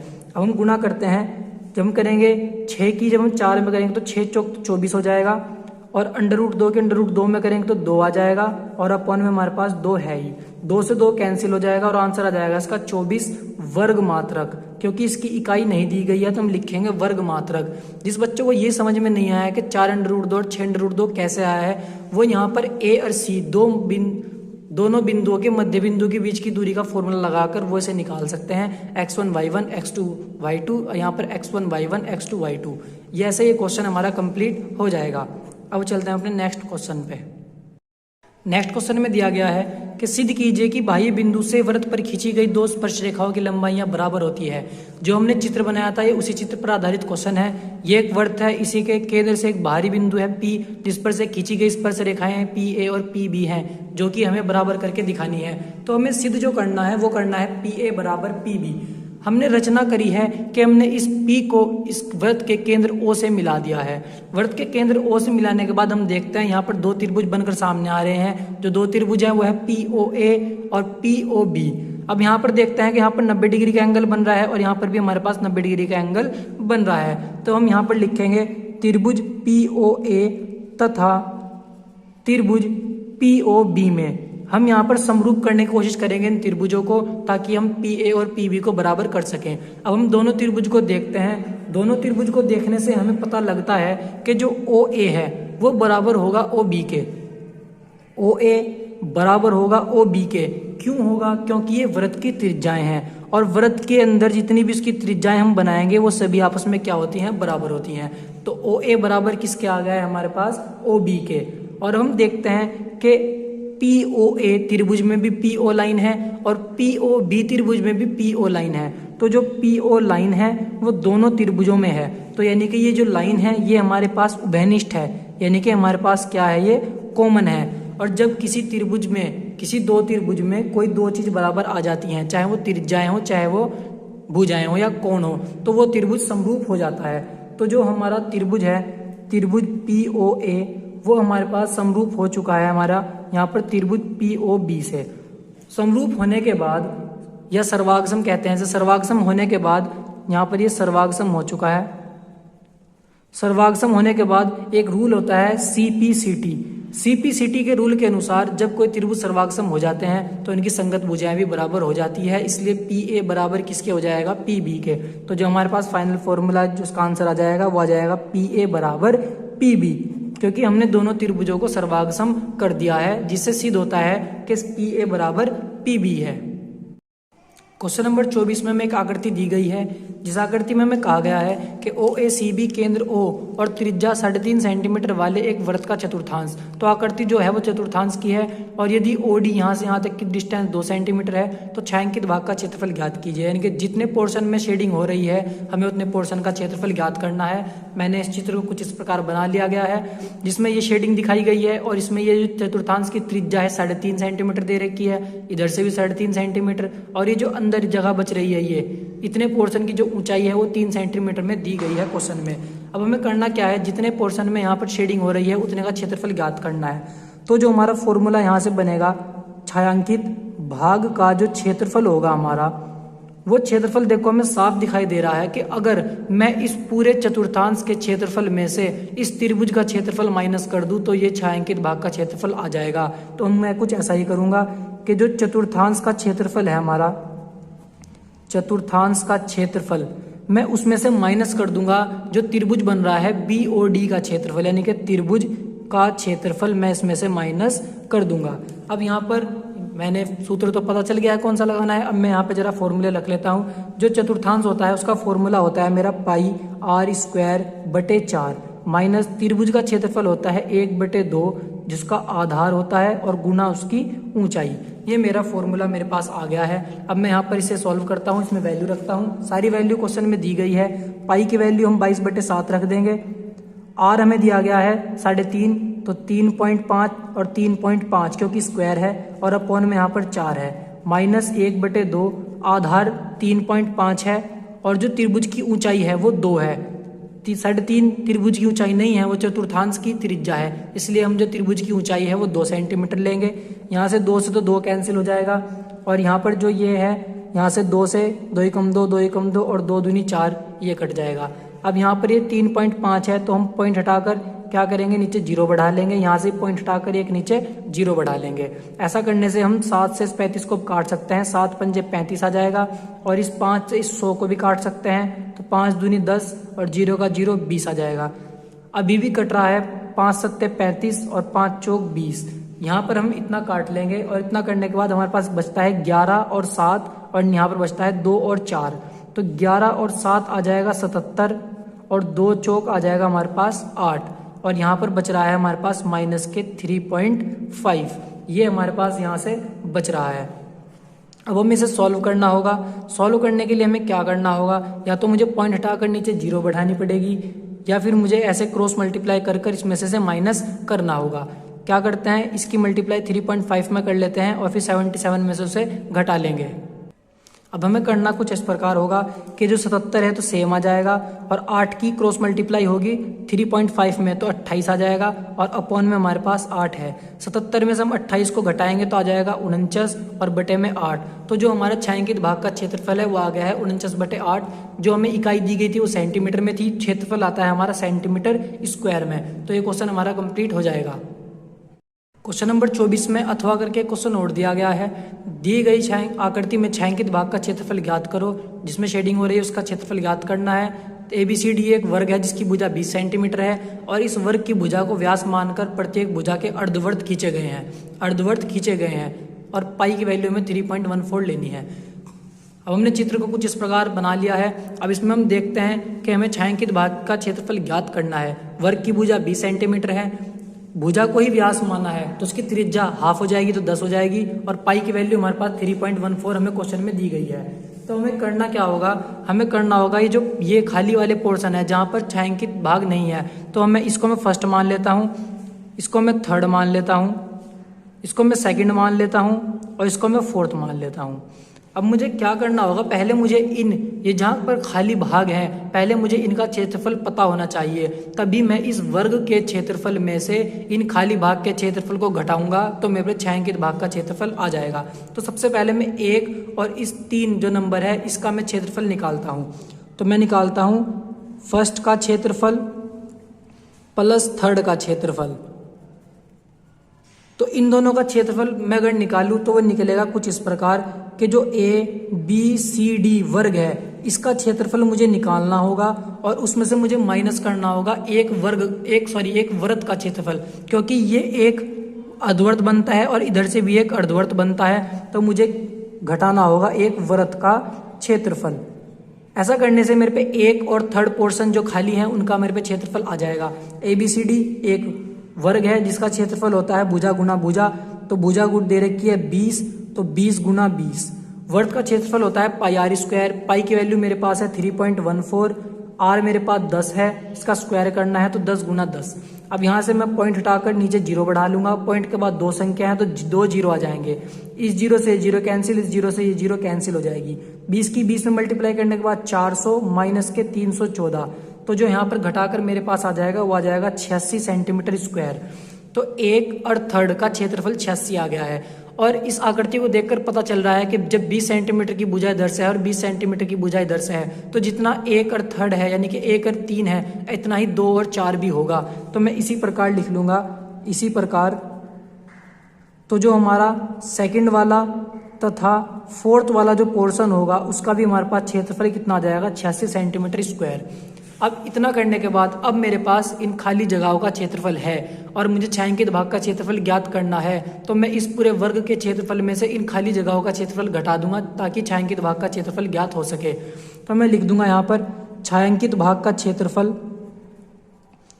छायांकित भाग का क्षेत्रफल जो होगा वो बराबर होगा जो मेरे पास वर्ग का क्षेत्रफल है भुजा गुना भुजा, और मुझे माइनस करने पड़ेंगे फर्स्ट, सेकंड, थर्ड और फोर्थ। ये जो मैंने निकाले हैं इन चारों का क्षेत्रफल भी मुझे इसमें से क्या करना पड़ेगा, घटाना पड़ेगा। तो जो वर्ग का क्षेत्रफल था वो था 20 गुना 20 यानी कि 400, तो 400 आ जाएगा, माइनस पहले का और सेकंड का मेरे पास 86 आया था तो 86, तीसरे का और चौथे का मेरे पास 86 आया था तो ये भी 86। तो 400 में से 86 को 86 घटाना है तो 86 माइनस के हैं, दोनों को जोड़ लेंगे तो 400 माइनस 172 आ जाएगा, और 400 में से 172 माइनस करके हमारे पास आ जाएगा 228 सेंटीमीटर स्क्वायर। इस तरह हम इस क्वेश्चन को अपने कंप्लीट कर लेंगे। अब चलते हैं अपने नेक्स्ट क्वेश्चन पे। क्वेश्चन नंबर 25 में दिया गया है 7.8 सेंटीमीटर लंबा एक रेखाखंड खींचिए और इसे 5:8 के अनुपात में विभाजित कीजिए और दोनों भागों को माप लीजिए। हमने इस क्वेश्चन का आंसर तैयार कर रखा है और हम आपको समझा देंगे। तो हमें सबसे पहले क्या करना है, 7.8 सेंटीमीटर का ये रेखाखंड खींचना है। तो मैंने यहाँ से ए से बी पर एक फीते के सहायता से 7.8 सेंटीमीटर का एक रेखाखंड खींच लिया है, और चूंकि जो मुझे अनुपात दिए गए हैं वो दिए गए हैं 5:8। तो मुझे अब क्या करना होगा, 5 और 8 अगर मैं जोड़ता हूं तो मेरे पास आता है 13। तो मुझे इस ए बिंदु से एक न्यून कोण बनाती हुई रेखा खींचनी है। न्यून कोण का मतलब जो 90 डिग्री से कम हो। ये लाइन सीधी नहीं खींचनी, बस थोड़ी तिरछी खींचनी है। न्यून कोण बनाती हुई एक रेखा में खींच लूंगा जिसे मैं नाम दूंगा ए और एक्स का। अब यहाँ पर 5 और 8 अनुपात है यानी कि टोटल 13 है, तो मैं 13 चाप लगा लूंगा बराबर दूरी के। 1 से लेके मैंने 13 तक चाप लगा लिए हैं बराबर दूरी के।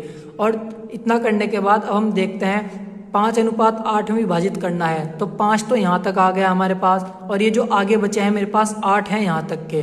तो अब मुझे करना क्या होगा, जो यहाँ पर दिया गया होगा बाद में संख्या, तो मुझे उस संख्या को यानी कि जो बाद के अनुपात है 8, इसे मुझे लास्ट वाली लाइन से मिला देना है बी से। यहाँ से मैं इस लाइन को फीते से सीधे मिला दूंगा और मुझे फिर इसके समांतर, इस बी वाली लाइन के समांतर एक लाइन ऐसे इधर खींचनी है ताकि वो 5:8 में इस लाइन को काट सके। तो मुझे करना क्या होगा, इस लाइन के समांतर एक लाइन यहाँ पर बनानी है। तो मैं क्या करूँगा, सबसे पहले मैं यहाँ से प्रकार रखूंगा और यहाँ पर केंद्र मानकर किसी भी त्रिज्या का यानी कि इस A12 से पीछे पीछे तक के किसी भी त्रिज्या का एक चाप लगाता हूँ। वही चाप मैं 5 पर रख कर लगाता हूँ। पहले 13 पर लग के लगाया और फिर 5 पर, क्योंकि 5 से 13 जो आ गया है वो 8 पर है। 5 से जो 13 आ गया है वो 8 पर है, इसलिए पहले 13 से चाप लगाया। 13 पर चाप लगाने के बाद फिर मुझे वही चाप 5 पर लगाना है। फिर मुझे क्या करना होगा, जो चाप लगा है इसकी डिस्टेंस मुझे यहाँ से लेके यहाँ तक की ये डिस्टेंस मुझे नापनी होगी प्रकार में, और उतनी ही डिस्टेंस का यहाँ से रखकर एक चाप लगाना होगा यहाँ पर। एक चाप तो जो मैंने 13 का पीछे लगाया था वो ये है, और फिर डिस्टेंस को माप कर जो चाप लगाया है वो चाप ये है। ये चाप, दोनों चाप जहाँ पर कटते हैं वहां से मुझे A5 से एक मिलाती हुई लाइन खींचनी है AB तक की। जो लाइन ये खींचेगी वो इस बी वाली लाइन के बिल्कुल समांतर होगी। इतना करने से, समांतर लाइन खींचने से जो ये लाइन है ए बी, ये 5:8 के अनुपात में बट जाएगी। इतना करने के बाद हमें इस ए से लेकर सी तक की दूरी को नापना है और लिखना है। यहाँ पर नाप कर हमारी कितनी आएगी, और सी से लेकर बी तक की डिस्टेंस को भी माप कर लिखना है कि यहाँ पर ये कितनी आएगी। ये क्वेश्चन हमारा यहाँ पर कंप्लीट हो जाएगा। क्वेश्चन नंबर 26 में हमें दिया गया है कि एक नाव 12 घंटे में धारा के प्रतिकूल 35 किलोमीटर तथा धारा के अनुकूल 55 किलोमीटर जाती है। 10 घंटे में वह 30 किलोमीटर धारा के प्रतिकूल और 44 किलोमीटर धारा के अनुकूल जाती है। धारा की चाल तथा स्थिर जल की नाव चाल ज्ञात कीजिए। अब जो क्वेश्चन नंबर 26 से हमारे क्वेश्चन चल रहे हैं वो 6 नंबर के हैं, यानी कि क्वेश्चन थोड़े लेंथी होने वाले हैं जो हमें पूरे 6 नंबर एग्जाम में देंगे। तो हम इस क्वेश्चन को करते हैं। इसमें बस 2 ही चीज़ों पर ध्यान रखना है, एक प्रतिकूल और एक अनुकूल। तो देखते हैं हम किस तरह से इस क्वेश्चन को समझेंगे। हमें करना होगा, सबसे पहले हम मान लेंगे जो नाव की चाल है स्थिर जल में, स्थिर जल का मतलब जो जल फिलहाल रुका हुआ है, x किलोमीटर मान लिया हमने, तथा धारा की चाल यानी कि पानी की जो चाल है वो y किलोमीटर प्रति घंटा हमने मान ली। नाव की धारा के अनुकूल, अनुकूल का मतलब होता है कि जिस तरफ धारा चल रही है उसी तरफ हमारी नाव चल रही है। तो जो धारा में नाव की चाल होगी और जो धारा की चाल होगी वो अनुकूल की कंडीशन में जुड़ जाएगी। और जब नाव धारा के प्रतिकूल चलेगी, यानी कि पानी आगे की तरफ और नाव इस डायरेक्शन में चलेगी, विपरीत दिशा में चलेगी, तो ये दोनों चाल आपस में क्या हो जाएंगी, घट जाएंगी। बस यही याद रखना है कि अनुकूल चाल x + y होगी और प्रतिकूल चाल x - y होगी। अब हम जानते हैं कि जो समय का सूत्र होता है वो होता है दूरी बटे चाल। मैंने लिख दिया है, क्वेश्चन 6 नंबर का है, अभी थोड़ा लेंथी क्वेश्चन होगा। समय बराबर होता है दूरी बटे चाल। क्वेश्चन के अनुसार जो हमें पहला समय दिया गया है, जो उसमें दूरी दी गई है, दूरी दी गई है हमें 30 किलोमीटर। दूरी हमें जो दी गई है वो दी गई है 30 किलोमीटर, और जो समय दिया गया है वो दिया गया है हमें 10 घंटे का। तो सबसे पहले हम लिख लेंगे समय t1, दूरी हमें दी गई है 30 किलोमीटर। जो दूरी 30 किलोमीटर हमें दी गई है वो दी गई है प्रतिकूल की, दी गई है हमें प्रतिकूल की। तो जो प्रतिकूल की चाल है हमारी वो है x - y। तो ऐसे हम लिख लेंगे ऐसे। फिर हम देखते हैं कि जो हमारा अनुकूल की दी गई है उसे हम t2 मान लेंगे। उसमें जो हमें चाल दी गई है वो 30 के बदले हमें दी गई है उसमें 44 किलोमीटर, तो 44 आ जाएगी दूरी, और चाल यहाँ पर प्रतिकूल थी और यहाँ पर अनुकूल थी, तो यहाँ पर आ जाएगी x + y। ऐसे हम लिख लेंगे। बस क्या देखना है हमें कि जो ये दूरी है और जो उसकी चाल है, अगर दूरी के साथ जो चाल है वो प्रतिकूल है तो माइनस और अनुकूल है तो प्लस। और हमें पेपर में जो हमें दिया गया है, समय दिया गया है 10 घंटे। देखो यहाँ पर 30 और 44, तो मैंने लिखा है 30 और 44, एक प्रतिकूल धारा और एक अनुकूल, और समय दिया गया है 10 घंटे का। तो जो टोटल t1 और t2 का समय है वो दिया गया है हमें 10 घंटे, यानी कि t1 + t2 बराबर है 10 घंटे का। तो t1 की वैल्यू हम रख देंगे 30 x - y + 44 और x + y, और समय है हमारे पास 10 घंटे का। ऐसे हमारी समीकरण नंबर 1 बन जाएगी। इसी प्रकार क्वेश्चन में जब हम आगे चलते हैं तो हमें क्वेश्चन में दिया गया है, देखते हैं अब के समय 10 घंटे के बदले हमें 12 घंटे दिया गया है, और चाल जो प्रतिकूल है वो 35 है और अनुकूल जो है 55 है। तो हम इसी प्रकार जो समीकरण बना लेंगे, मैं डायरेक्ट कर देता हूँ। जो यहाँ पर 30 है वो तो अब के हमें दी गई है, इसमें यहाँ पर जो 30 है किलोमीटर वो अब के हमें कितनी दी गई है 35, और अनुकूल दी गई है हमें 55। तो यहाँ पर 30 के बदले आ जाएगा 35 और x - y क्योंकि प्रतिकूल है, और 44 के बदले आ गया यहाँ पर 55 x + के y, और जो समय है वो दिया गया है 12 घंटे का। देखते हैं अपने क्वेश्चन में, यहाँ पर 35 है और 55 है, लिख दिया है मैंने 35 है और 55 है, समय दिया गया है 12 घंटे का, तो मैंने लिख दिया है 12।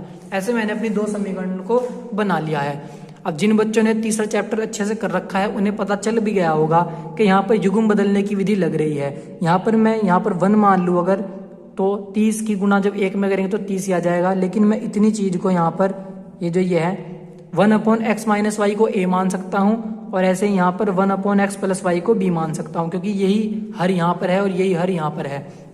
इसे ही कहते हैं युग्म बदलने की विधि।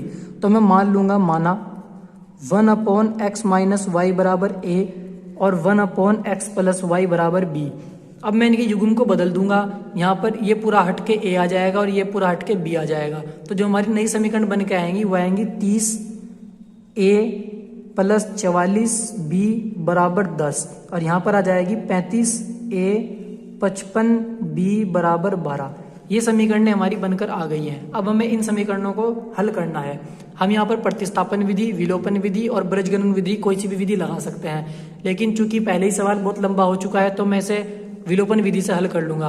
विलोपन विधि लगाने के लिए क्या करना पड़ता है, ये हमारे a वाले पद यानी कि जो x वाले होते हैं या a वाले कोई से भी आ जाएं, ये बराबर होने चाहिए। अब यहाँ पर ये बराबर नहीं है, ना ही b वाले बराबर हैं, तो मुझे बराबर करने पड़ेंगे।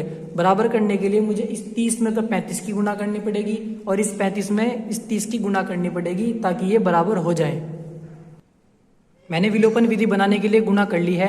इस समीकरण में मैंने 35 की गुणा कर ली है, तो ये मेरे पास ये वाली समीकरण आ गई है और इस वाली समीकरण में 30 की गुणा करके मेरे पास ये वाली समीकरण आ गई है। अब देखते हैं हम ए वाले पद बराबर हो गए हैं जो विलोपन विधि लगाने के लिए जरूरी है, इसलिए ये कैंसिल हो जाएगा। अब 1650 में से जब हम 1540 घटाएंगे, घटाने के बाद हमारे पास आ जाएगा माइनस के 110 और b। इधर से जब हम घटाएंगे 360 में जब हम 50 घटाएंगे तो आ जाएगा हमारे पास 10, वो भी माइनस का। अब ये जो b की वैल्यू हमें निकालनी है, ये माइनस से माइनस तो कैंसिल हो गया है, तो आ जाएगा 10/110 और 0 से 0 कैंसिल हो गया। हमारे पास b की जो वैल्यू है वो आ जाएगी 1/11। हमारे पास b का मान आ चुका है। अब मुझे a के मान की ज़रूरत है। अब मैं यहाँ पर समीकरण में b का मान रख दूंगा तो मेरे पास a का मान भी आ जाएगा। तो b का मान इस समीकरण में रखते हैं, तो यहाँ पर रखते हैं हम 30a + 44, b की जगह 1/11 और बराबर 10। 44 से काट लेंगे से तो 4 आ जाएगा, 4 एकम 4 प्लस का है, इधर वो माइनस में चला जाएगा। तो 30a जब 4 इधर माइनस में जाएगा तो 10 में से 4 के यहाँ 6 आ जाएगा और 30 बटे में चला जाएगा 6 के, तो a की वैल्यू हमारे पास आ जाएगी 6 एकम 6 और 6 पंजे 30। तो a की वैल्यू आ जाएगी हमारे पास 1/5। बहुत से बच्चे क्या करते हैं, यहीं पर क्वेश्चन को छोड़ देते हैं और सोचते हैं यहाँ पर क्वेश्चन कंप्लीट हो गया है, लेकिन फिलहाल हमने a और b की वैल्यू निकाली है, जबकि हमें निकालनी है जो वैल्यू वो हमें निकालनी है x की और y की, क्योंकि जो हमारी समीकरण थी वो x की और y की टर्म में थी। तो वो हम a और b की मदद से x y की वैल्यू को निकालेंगे। अब जो हमने माना था 1/x - y बराबर a और 1 + x + y बराबर b, उस समीकरण में हमने a की वैल्यू जो निकाली है 1/5 और b की वैल्यू 1/11 वो हम रख देंगे। अब यहाँ पर क्रॉस मल्टीप्लाई करेंगे, x - y की 1 में करेंगे तो x - y और 5 की 5 में करेंगे, 1 में करेंगे तो 5 एकम 5। ऐसे ही यहाँ x + y और 11 एकम 11, ये समीकरण हमारे पास बन के आ जाती हैं। अब हम देखते हैं कि यहाँ से भी हमारी x और y का मान नहीं निकला है डायरेक्ट, तो हमें फिर से विलोपन विधि लगानी पड़ेगी इस समीकरण में और इस समीकरण में। फिर से विलोपन विधि लगाते हैं, x + y बराबर 11 और x - y बराबर 5। अब यहाँ पर विलोपन विधि लगाएंगे तो ये कैंसिल हो जाएगा, y और y 2y आ जाएगा। 11 में से जब हम 5 को घटाएंगे तो हमारे पास 6 आ जाएगा और y की वैल्यू जो आई है हमारे पास 2 × 6 3 आ जाएगी। ऐसे ही हम y का मान यहाँ पर रख देंगे, समीकरण नंबर इसमें रख दे चाहे इसमें रख दे, तो हमारे पास x की वैल्यू आ जाएगी। यहाँ पर रखते हैं x - y बराबर 5, y की वैल्यू 3 है तो 3 रख दिया हमने और ये 3 इधर जाकर जुड़ जाएगी, 5 और 3 8 हो जाएगी। तो ये हमारे फाइनल आंसर हुए x और y। हमने x मानी थी नाव की स्थिर जल में चाल, यानी कि जो नाव की चाल हमारे पास आई है, जो नाव की चाल है वो हमारे पास आई है 8 किलोमीटर प्रति घंटा, और जो हमारे पास धारा की चाल थी जो हमने मानी थी y, वो हमारे पास आई है 3 किलोमीटर प्रति घंटा।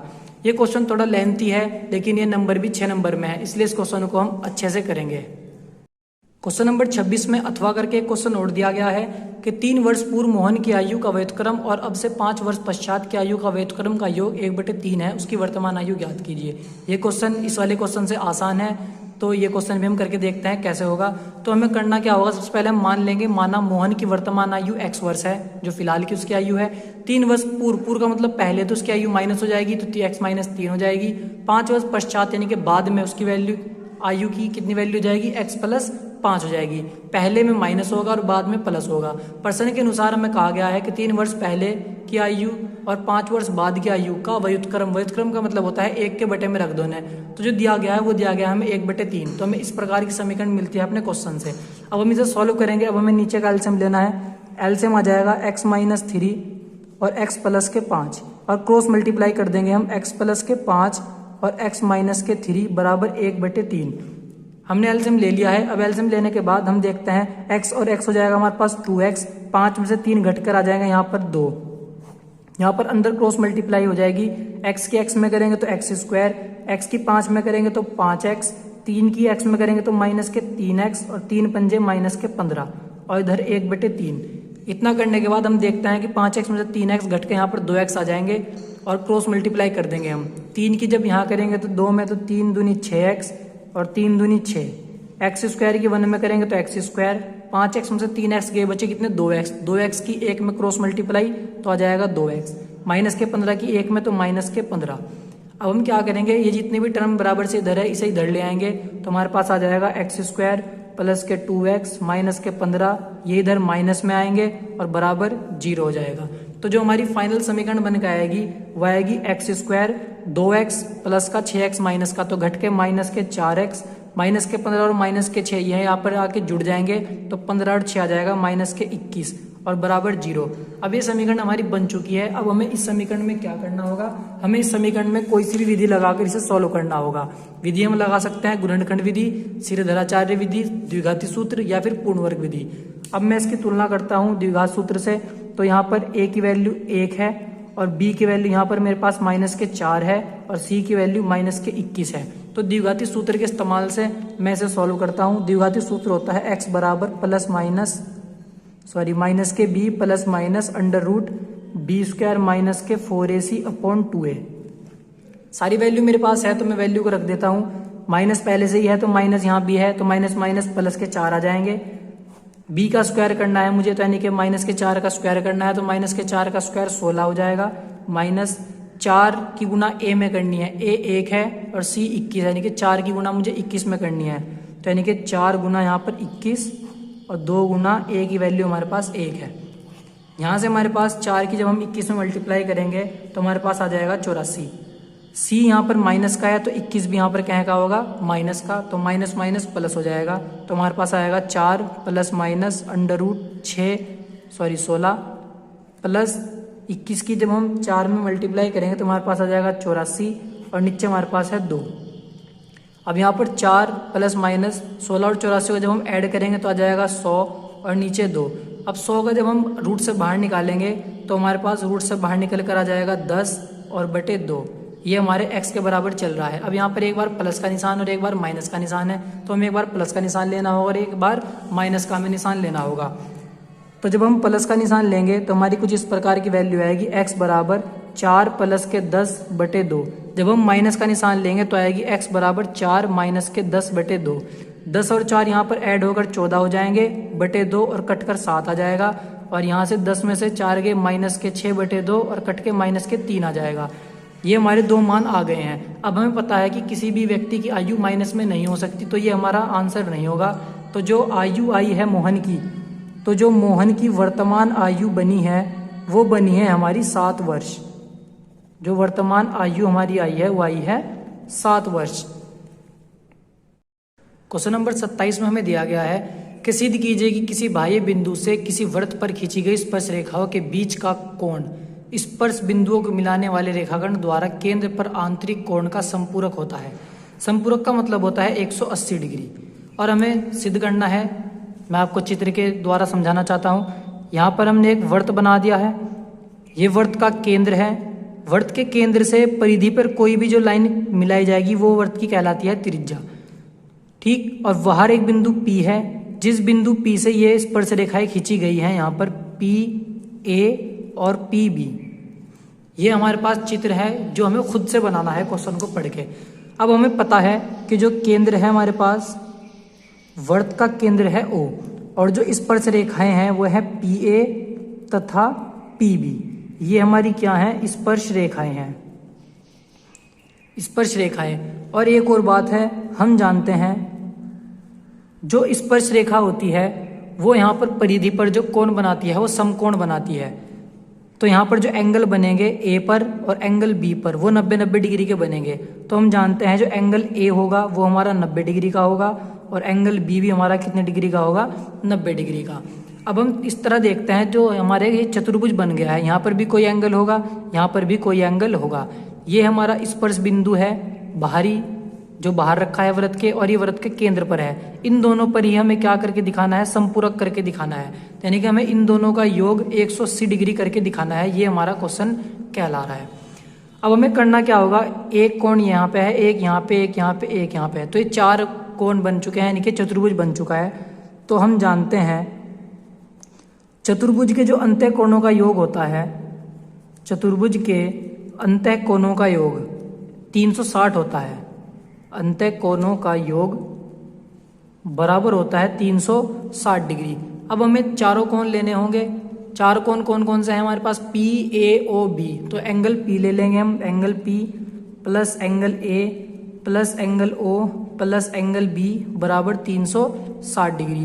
हमें पता है ए 90 डिग्री है और बी भी 90 डिग्री है, तो यहाँ पर हम रख देंगे इनका मान। ए की जगह रख देंगे हम यहाँ पर 90 डिग्री, ओ हमें नहीं पता, बी की जगह रख देंगे हम 90 डिग्री और बराबर 360। अब ये जो 90 90 180 हो जाएंगे और इधर माइनस में चले जाएंगे, तो angle P plus angle O बराबर आ जाएगा 360 माइनस के 180, क्योंकि 90 90 जुड़कर 180 बन चुके हैं। तो angle P plus angle O बराबर घटकर आ जाएगा 180, जो हमारे इस क्वेश्चन का आंसर बनता है। क्योंकि क्वेश्चन में कहा गया था कि जो स्पर्श रेखाएं है और जो उसके बाहरी बिंदु है पी और जो वृत्त के केंद्र पर आंतरिक कोण है ओ, उनका जो एक दूसरे का संबंध है वो कितना होना चाहिए? समपूरक कोण होना चाहिए। तो angle P plus angle O बराबर हमारा कितना आ गया है? 180 डिग्री। क्वेश्चन नंबर 27 में अथवा करके एक और क्वेश्चन दिया गया है कि बी एल और सी एम एक समकोण त्रिभुज एबीसी की मध्यिकाएं हैं तथा इस त्रिभुज का कोण ए समकोण है। तो सिद्ध करना है कि 4 B L square plus C M square बराबर 5 बी सी स्क्वायर। तो सबसे पहले हमें इसका चित्र बनाना होगा। चित्र बनाने के लिए हमें सबसे पहले एक समकोण त्रिभुज बनाना होगा। इसका त्रिभुज कुछ इस तरह बनेगा कि त्रिभुज ए बी सी बनाया हमने, क्वेश्चन के अनुसार ए पर समकोण है, हमने ए पर समकोण दिखाया है और उसने कहा था कि बी एल मध्यिकाय है। तो बी एल इस ए सी का मध्यिकाय यानी कि इसके मध्य में स्थित है और सी एम इस ए बी का मध्यिकाय है, क्योंकि सी एम ए बी के मध्य में स्थित है। अब हमें इस क्वेश्चन को आगे करना है। क्वेश्चन को आगे करने के लिए हमें पता है कि समकोण त्रिभुज है, तो केवल एक पाइथागोरस प्रमेय का ही ऐसा सूत्र है जो उसमें लग सकता है। तो हम पाइथागोरस प्रमेय लगाएंगे त्रिभुज ए बी सी में। त्रिभुज ए बी सी में सबसे पहले हम पाइथागोरस प्रमेय लगाएंगे। त्रिभुज ए बी सी में 90 डिग्री के सामने कर्ण होता है, तो पाइथागोरस प्रमेय लिख देते हैं। कर्ण का स्क्वायर बराबर लंब का स्क्वायर प्लस आधार का स्क्वायर। कर्ण इसमें BC है तो BC का स्क्वायर आ जाएगा, लंब इसमें AB है तो AB का स्क्वायर आ जाएगा और आधार इसमें AC है तो यहाँ पर AC का स्क्वायर आ जाएगा। ये हमारी समीकरण 1 बन चुकी है ABC त्रिभुज ABC को लेकर। अब हम देखते हैं कि इसके अंदर एक और त्रिभुज बन रहा है। त्रिभुज बन रहा है ABL या BAL। ये भी एक त्रिभुज है जो समकोण त्रिभुज बनता है। तो हम अब की बार इसमें पाइथागोरस प्रमेय लगाएंगे। त्रिभुज BAL में पाइथागोरस प्रमेय लगाएंगे। 90 डिग्री के सामने इस बार कर्ण BL हो जाएगा तो BL का स्क्वायर, लंब अब की बार A और B हो जाएगा और जो आधार है वो A और L हो जाएगा। हमने इस प्रकार जैसे इसमें पाइथागोरस प्रमेय लगाई थी, इसमें भी हमने पाइथागोरस प्रमेय लगा लिया है त्रिभुज अपने BAL में। अब हम देखते हैं जो AL है, AL प्रश्न के अकॉर्डिंग जो AL है वो इस AC का मध्य है यानी कि इसका आधा है। तो मैं लिख सकता हूँ AL बराबर AC का हाफ, क्योंकि AL क्या है? AC का आधा है। तो मैं इसी प्रकार यहाँ पर लिखूंगा BL स्क्वायर सेम, AB का स्क्वायर भी सेम और AL की जगह लिख दूंगा मैं AC/2। इसका स्क्वायर है तो पूरे का हम स्क्वायर लगा देंगे क्योंकि यहाँ पर स्क्वायर है। AL की वैल्यू हमने रख दी। अब यहाँ पर हम स्क्वायर को खोल लेंगे। स्क्वायर खोलने के बाद AC का स्क्वायर आ जाएगा, यहाँ पर प्लस है, और 2 का स्क्वायर आ जाएगा हमारे पास 4, 2 दूनी 4 हमारे पास आ जाएगा। अब हमें इस 4 की क्रॉस मल्टीप्लाई इसमें करेंगे तो BL का स्क्वायर यहाँ पर क्रॉस मल्टीप्लाई करके 4 AB का स्क्वायर प्लस AC का स्क्वायर और 4 पूरे के अपॉन में आ जाएगा। अब ये 4 यहाँ भाग में है, इधर ही इसकी गुणा में चला जाएगा तो आ जाएगा 4 BL स्क्वायर बराबर 4 AB square plus AC square. ये हमारी समीकरण नंबर 2 बन जाएगी। अभी तक हमने क्या करा है? हमने समीकरण 1 बनाई है त्रिभुज ABC में पाइथागोरस प्रमेय लगाकर, समीकरण 2 बनाई है त्रिभुज BAL में पाइथागोरस प्रमेय लगाकर। अब हम देखते हैं कि इसमें एक और समकोण त्रिभुज बन सकता है CMA या CAM, क्योंकि इसमें भी 90 डिग्री का कोण A पर है। तो हम अब के इस त्रिभुज की बात करेंगे। त्रिभुज लेंगे हम अपना CMA में, इसमें भी हमें पाइथागोरस प्रमेय लगानी है। देखते हैं, ये 90 डिग्री है, सामने कर्ण CM हो जाएगा, लंब AM हो जाएगा और आधार AC हो जाएगा। तो पाइथागोरस प्रमेय लगाते हैं। CM का स्क्वायर यानी कि कर्ण का स्क्वायर, फिर हमारे पास लंब है AM का स्क्वायर और आधार है AC का स्क्वायर। यहाँ पर हम कर लेंगे, आधार हमारे पास आ गया है। और जो AM है, अब हम अपने क्वेश्चन पे देखते हैं। जो AM है, ये वाला AM ये इस ए बी का हाफ है, जैसे ए एल था ए सी का हाफ, ऐसे ए एम ए बी का हाफ है। तो मैं यहाँ लिख के दिखा सकता हूँ आपको कि ए एम बराबर है ए बी का हाफ। तो ऐसे ही करेंगे हम, ए एम को यहाँ से हटाएंगे और यहाँ पर लिखेंगे ए बी का हाफ। तो सी एम का स्क्वायर बराबर ए एम की जगह ए बी बाई 2 यानी कि हाफ इसका स्क्वायर और ए सी का स्क्वायर। यहाँ से हम स्क्वायर को खोल लेंगे तो ए बी का स्क्वायर 2 दूनी 4 आ जाएगा और प्लस ए सी का स्क्वायर। अब वही करना है, 4 की इधर क्रॉस मल्टीप्लाई करनी है, एलसीएम आ जाएगा 4, फिर उसकी इधर मल्टीप्लाई हो जाएगी। तो मैं डायरेक्ट कर देता हूँ, 4 की इधर मल्टीप्लाई 4 सी एम का स्क्वायर और यहाँ पर ए बी का स्क्वायर प्लस 4 की इधर भी मल्टीप्लाई तो 4 ए सी का स्क्वायर। ये मैंने डायरेक्ट कर दिया है, थोड़ा सा एलसीएम जैसे यहाँ पर लिया था ऐसा ही यहाँ पर भी हो जाएगा। ये समीकरण नंबर 3 आ गई है हमारी। अब हमें जो सिद्ध करना है वो प्राप्त करने के लिए हमें समीकरण 2 को और समीकरण 3 को हमें जोड़ना पड़ेगा। यानी कि अब हमें आगे करना होगा समीकरण 2 प्लस समीकरण 3 को हमें अब ऐड करना होगा। दोनों समीकरण मैंने लिख लिए हैं, मैंने जोड़ दूंगा। लेफ्ट हैंड साइड वाला लेफ्ट हैंड साइड की तरफ जुड़ेगा तो 4 बी एल का स्क्वायर प्लस 4 सी एम का स्क्वायर, ये हमने जोड़ दिया। यहाँ पर 4 ए बी का स्क्वायर है, इसे 4 ए सी के स्क्वायर से जोड़ देंगे तो 4 ए बी का स्क्वायर प्लस 4 ए सी का स्क्वायर और ए सी का स्क्वायर प्लस ए बी का स्क्वायर कर देंगे, ए स्क्वायर और ए बी का स्क्वायर। ऐसे हमने दोनों समीकरणों को जोड़ दिया है। लेफ्ट हैंड साइड की तरफ, राइट हैंड साइड वाला राइट हैंड साइड की तरफ हमने जोड़ दिया है। 4 यहाँ भी है, 4 यहाँ भी है तो 4 कॉमन आ जाएगा तो B L square plus C M square, 4 common ले लिया। यहाँ से भी 4 यहाँ है, 4 यहाँ है तो 4 यहाँ से भी कॉमन आ जाएगा हमारे पास। या फिर हम जोड़ लेंगे, देखो 4 ए बी स्क्वायर और 1 ए बी स्क्वायर तो हमारे पास आ जाएगा 5 A B square, 4 A C square और 1 ए सी स्क्वायर आ जाएगा यहाँ पर 5 ए सी स्क्वायर। अब 4 बी एल का स्क्वायर प्लस सी एम का स्क्वायर, 5 कॉमन ले लेंगे, ए बी का स्क्वायर बच जाएगा अंदर और ए सी का स्क्वायर बच जाएगा। अब हम पहले समीकरण पे जाते हैं। अपने पहले समीकरण में हमने देखा था, पहली समीकरण देखते हैं हमारी ये है कि ए बी का स्क्वायर प्लस ए सी का स्क्वायर बराबर है बी सी का स्क्वायर। तो यहाँ पर ए बी का स्क्वायर प्लस ए सी का स्क्वायर हटा के आ जाएगा यहाँ पर ए बी का स्क्वायर, सॉरी बी सी का स्क्वायर। तो 4 बी एल का स्क्वायर सी एम का स्क्वायर बराबर 5, इस पूरे टर्म की जगह हम लिखेंगे यहाँ पर बी सी का स्क्वायर, क्योंकि समीकरण नंबर 1 के अकॉर्डिंग इसकी वैल्यू बी सी का स्क्वायर है। तो यहाँ पर आ जाएगा हमारा बी सी का स्क्वायर। अब हम देखते हैं कि पेपर में हमें क्या सॉल्व करने को दिया था, क्या सिद्ध करने को हमें दिया था। हमें सिद्ध करने को दिया गया था ये वाला 4 B L square plus C M square आ गया हमारा, 4 B L square plus C M square बराबर 5 B C square, 5 B C square. ये क्वेश्चन बहुत ही इंपॉर्टेंट है, ये 6 नंबर में आया हुआ है, तो बच्चे इसकी प्रैक्टिस अच्छे से कर लें।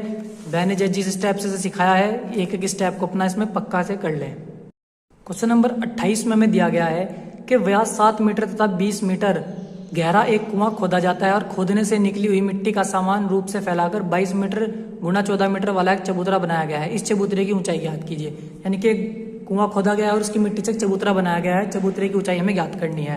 तो ये बहुत ही आसान क्वेश्चन है, 6 नंबर में आया हुआ है। तो देखते हैं इसे कैसे करते हैं। ये कुआं है, कुएं की आकृति मैंने कुछ इस प्रकार बनाई है। देखने से पता लगता है जो कुआं है वो बेलनाकार आकृति का है, ये बेलन की आकृति का है, और जो चबूतरा है इसकी आकृति घनाभ की है। इस क्वेश्चन को करने से पहले हमें आकृतियों का ज्ञान होना बहुत आवश्यक है। हमें इसमें जो त्रिज्या दी गई है, हमें व्यास दिया गया है, हमें जो व्यास डी दिया गया है वो दिया गया है 7 मीटर। तो सभी जानते हैं त्रिज्या व्यास की आधी होती है, तो 7/2 मीटर आ जाएगी। और जो गहराई है कुएं की गहराई कैपिटल एच मान लेता हूं मैं, वो 20 मीटर दी गई है। अब घनाभ की बात करते हैं तो हमें घनाभ की लंबाई दी गई है 22 मीटर, चौड़ाई दी गई है इसकी 14 मीटर और हमें इसकी ऊंचाई यानी कि एच मान लेते हैं, हमें ज्ञात करनी है।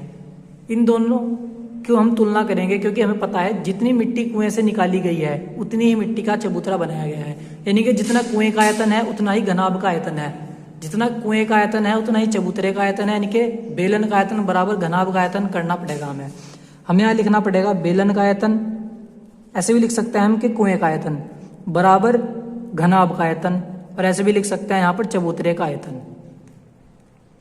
अब बेलन का आयतन हमें पता है, फॉर्मूला होता है πr²h और इसका होता है L × B × H। यहाँ पर दोनों H है, मैंने इसे कैपिटल H मान लिया है और इसे स्मॉल h मान लिया है। ये वाला H हमें फाइंड करना है। पाई की वैल्यू हमने रख लिया है 22/7, R की वैल्यू 7/2 है और स्क्वायर है तो 2 बार लिख लेंगे, और H की वैल्यू 20 मीटर गहरा है तो 20, इस L की वैल्यू 22 है और B की वैल्यू 14 है और ये वाला H हमें ज्ञात करना है।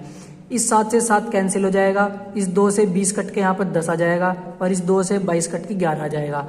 तो ऊपर बच रहा है 11, 7 और 10। 11 7 की करेंगे तो 77, 77 की 10 में करेंगे तो 770 ये हमारा आ जाएगा। और इधर है 22 गुना यहाँ पर 14 और गुना h। हमें ये h निकालना है तो ये मल्टीप्लाई में है, इसके डिवाइड में चल जाएंगे तो h बराबर आ जाएगा 77 770 डिवाइड बाई 22 गुना 14। अब हम देखते हैं कि 11 से कट रहा है, 11 सत्ते 77, 0 का 0 और 11 दूनी 22। अब यहाँ पर 7 से भी कट रहा है, 7 धाम 70, 7 दूनी 14। जो बच क्या है वो बचा है 10, नीचे 2 और 2, फिर काट लेंगे 2 पंजे 10, तो जो बचा है फाइनल वो बचा है 5/2। अब जब 5 को 2 से भाग देंगे तो h बराबर आ जाएगा 2.5 मीटर।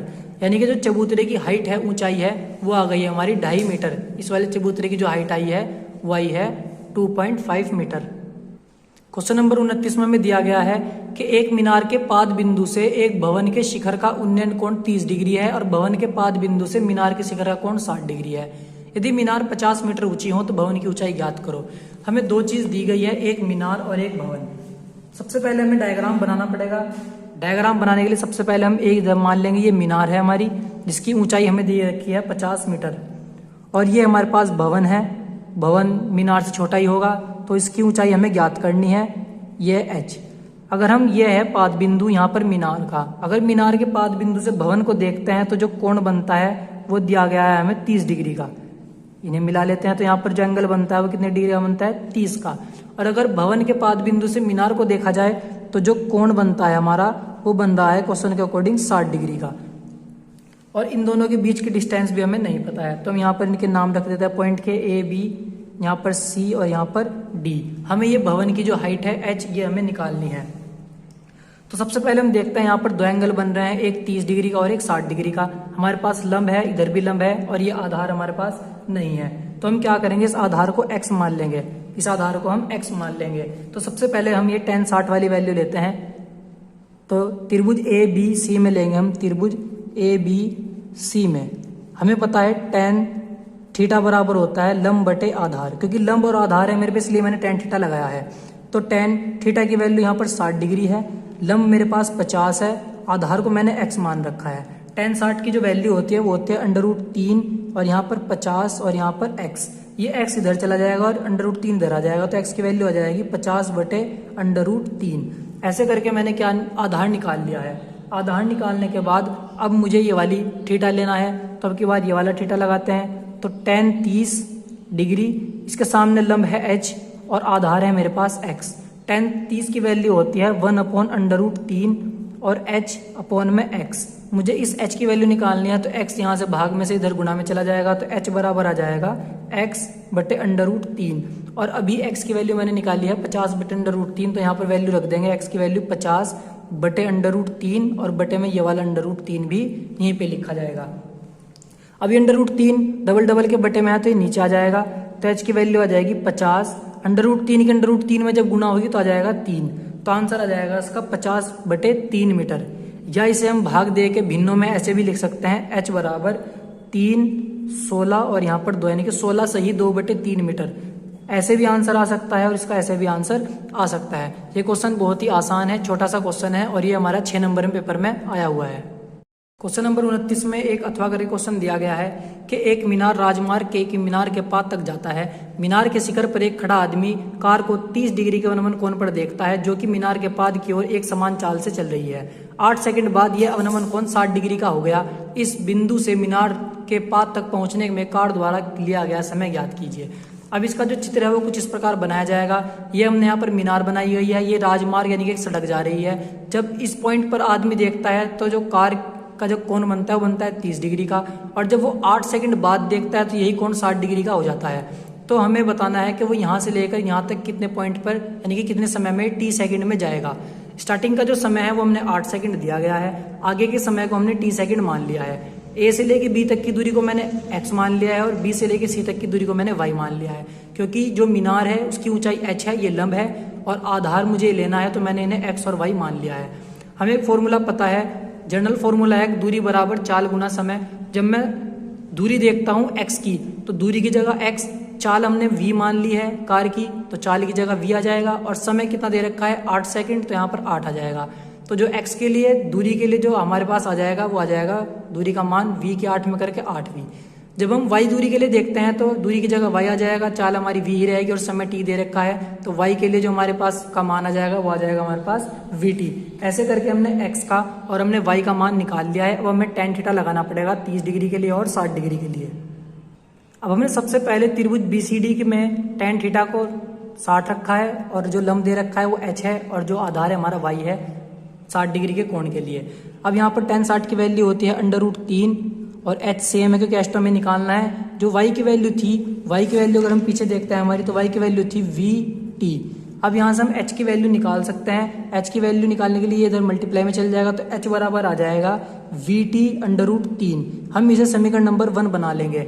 अभी हमें दूसरे त्रिभुज में भी लगाना पड़ेगा फॉर्मूला, तो त्रिभुज ACD में लगाएंगे जब हम, तो थीटा लिया जाएगा कि बाद tan 30 डिग्री का, लंब नहीं चेंज होगा वो h ही रहेगा और अब के आधार चेंज हो जाएगा क्योंकि आधार अब की बार पूरे त्रिभुज का लिया जाएगा, तो x भी है और y भी है, तो दोनों आधार आएंगे x प्लस के y। tan 30 की वैल्यू होती है √3 1/√3 h सेम और x प्लस के y। अब यहाँ पर क्या करना होगा, हमें x की और y की वैल्यू रखनी होगी। √3 h सेम, x की वैल्यू हमारे पास थी 8v और y की वैल्यू थी हमारे पास vt। अब हम यहाँ पर क्रॉस मल्टीप्लाई कर लेंगे, 8v की 1 में करेंगे तो 8v प्लस vt और यहाँ पर ऐसा आएगा h√3। हमारे पास इतना आ जाएगा। अब हमें क्या करना है, हमें जो h है इस h की वैल्यू हमें पता है vt√3 है, तो हम इस h की वैल्यू यहाँ पर रख देंगे। तो 8v प्लस vt, h की जगह रखूंगा मैं vt√3 और ये वाला √3 यहाँ पर रहेगा। तो 8v प्लस vt, यहाँ पर √3 में होगी तो आ जाएगा 3 और यहाँ vt, तो ये आ जाएगा 3vt। ये प्लस का एक vt इधर जाएगा माइनस में, तो यहाँ पर आ जाएगा 8v और ये घट जाएगा तो यहाँ आ जाएगा 2vt। हमें t की वैल्यू निकालनी है, तो ये 2v इसके अपन में चल जाएगा, तो t आ जाएगा 8v/2v। v से v कैंसिल हो जाएगा और 2 चौक 8, तो t का मान है वो हमारे पास आ गया है 4 सेकंड, यानी कि हमारे पास t का मान आया है 4 सेकंड। अगर हम अपने चित्र पे देखते हैं तो यहाँ पर हमें 8 सेकंड दिया गया था, यहाँ से यहाँ तक जाने में 8 सेकंड लगा और इस बिंदु से इस बिंदु तक जाने में ये जो y है ये हमारा जो लगा है ये हमारा आया है 4 सेकंड का समय। अगर वो हमारे से कुल समय पूछता है तो हम कुल समय भी बता सकते हैं। कुल समय हो जाएगा हमारा 8 क्वेश्चन में पहले से दिया गया है और 4 हमने निकाल लिया है, तो 12 सेकंड। अगर वो कुल पूछता है तो हम 12 सेकंड बता देंगे और अगर B से लेके C तक पूछता है तो हम उसका 4 सेकंड बता देंगे। अब चलते हैं हम अपने लास्ट क्वेश्चन की तरफ, जिसमें हमें एक बंटन बारंबारता दी गई है और हमें माध्यिका को ज्ञात करना है। माध्यिका ज्ञात करने के लिए हमें संचयी बारंबारता को ज्ञात करना पड़ता है, जिसे CF के फॉर्म में लिखा जाता है। इसे ज्ञात करने का तरीका होता है, जो बारंबारता पहली होती है वो 4 का सेम आ जाता है, तो यहाँ पर जो हमारा 4 है वो पहली बार में 4 तो सेम आ जाएगा, फिर हमें ऐड करते चलना है। 4 में जब हम 7 को ऐड करेंगे तो हमारे पास 11 आ जाएगा, 11 में जब हम 18 को ऐड करेंगे तो हमारे पास 29 आ जाएगा, जब हम 29 में 11 को ऐड करेंगे तो हमारे पास 40 आ जाएगा, 40 में 6 ऐड करेंगे तो 46 आ जाएगा और 46 में 5 ऐड करेंगे तो हमारे पास 51 आ जाएगा। ऐसे हम संचयी बारंबारता को निकाल लेंगे। एक बार फिर से रिवाइज कर देता हूँ। 4 का 4 आ जाएगा, 4 और 7 11, 11 और 18 29, 29 और 11 40, 40 और 6 46, 46 और 5 51। इसे चेक करने के लिए क्या तरीका है हमारा सही हुआ है नहीं। अगर मैं इन सबको जोड़ता हूँ तो इन सबको जोड़ के जो वैल्यू आएगी n बराबर, वो ये लास्ट वाली आनी चाहिए। अगर ये लास्ट वाली वैल्यू हमारी मैच हो रही है तो हमारी संचयी बारंबारता ठीक है, नहीं तो हमारी संचयी बारंबारता गलत हो चुकी है। अब हमें इतना करने के बाद क्या करना होगा, हमें यहाँ पर बहुलक देखना होगा। सबसे ज़्यादा हमारे पास यहाँ पर 18 आया हुआ है, तो 18 हमारा इसका f हो जाएगा, 18 हमारा हो जाएगा f। जो f के सामने होगा उससे जो एक ऊपर होगा वो हमारा बन जाएगा संचयी बारंबारता, यानी कि CF की वैल्यू। f के सामने से एक ऊपर यानी कि 11 हमारे पास क्या आ गया है CF। और अब हमें L1 की जरूरत पड़ेगी फॉर्मूले में। माध्यक का जो फॉर्मूला होता है उसमें f की भी जरूरत पड़ती है, CF की भी, n की भी और L1 की। L1 होता है जो सबसे ज्यादा आया हुआ है बारंबारता में f, उसके सामने वाला ये वर्ग अंतराल, ये वाला, ये है हमारा L1।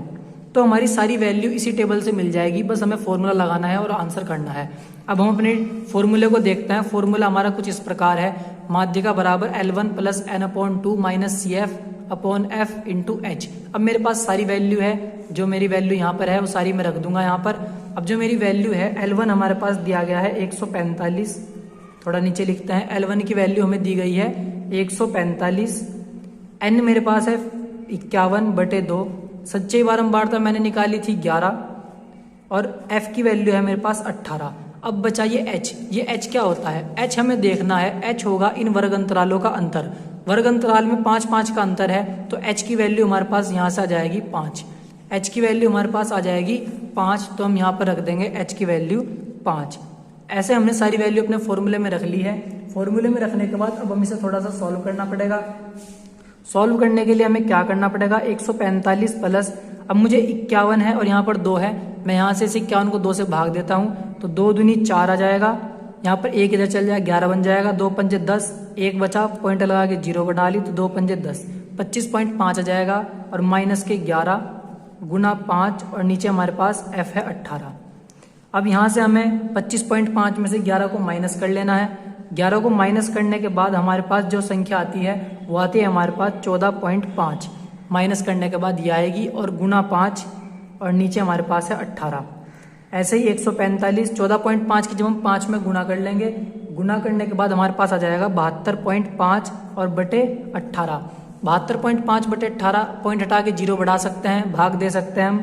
तो भाग देने के बाद जो हमारे पास यहाँ पर संख्या आएगी वो आएगी 4.02, यानी कि 4.02 भाग देने के बाद आ जाएगा। फिर सिंपल इन्हें जोड़ लेना है। 145 और 4 149 हो जाएगा, 0.02। ये हमारा आंसर आ जाएगा। हमें इसमें कुछ नहीं करना है, सिर्फ फॉर्मूला लगाना है। टेबल में हमें सारी वैल्यू मिल जाएगी, बारंबारता की भी, संचय बारंबारता की भी, L1 H N1 सब मिल जाएगा और हमारा आंसर आ जाएगा। इस वीडियो में हमने 10th क्लास के बोर्ड के बच्चों के लिए पेपर सॉल्व किया है, जो आने वाले बोर्ड के एग्जाम में बच्चों के लिए बहुत हेल्पफुल होगा। अगर आपको हमारी ये वीडियो अच्छी लगी हो तो हमारी वीडियो को लाइक करें और चैनल से जुड़े रहने के लिए हमारे चैनल को सब्सक्राइब करना ना भूलें।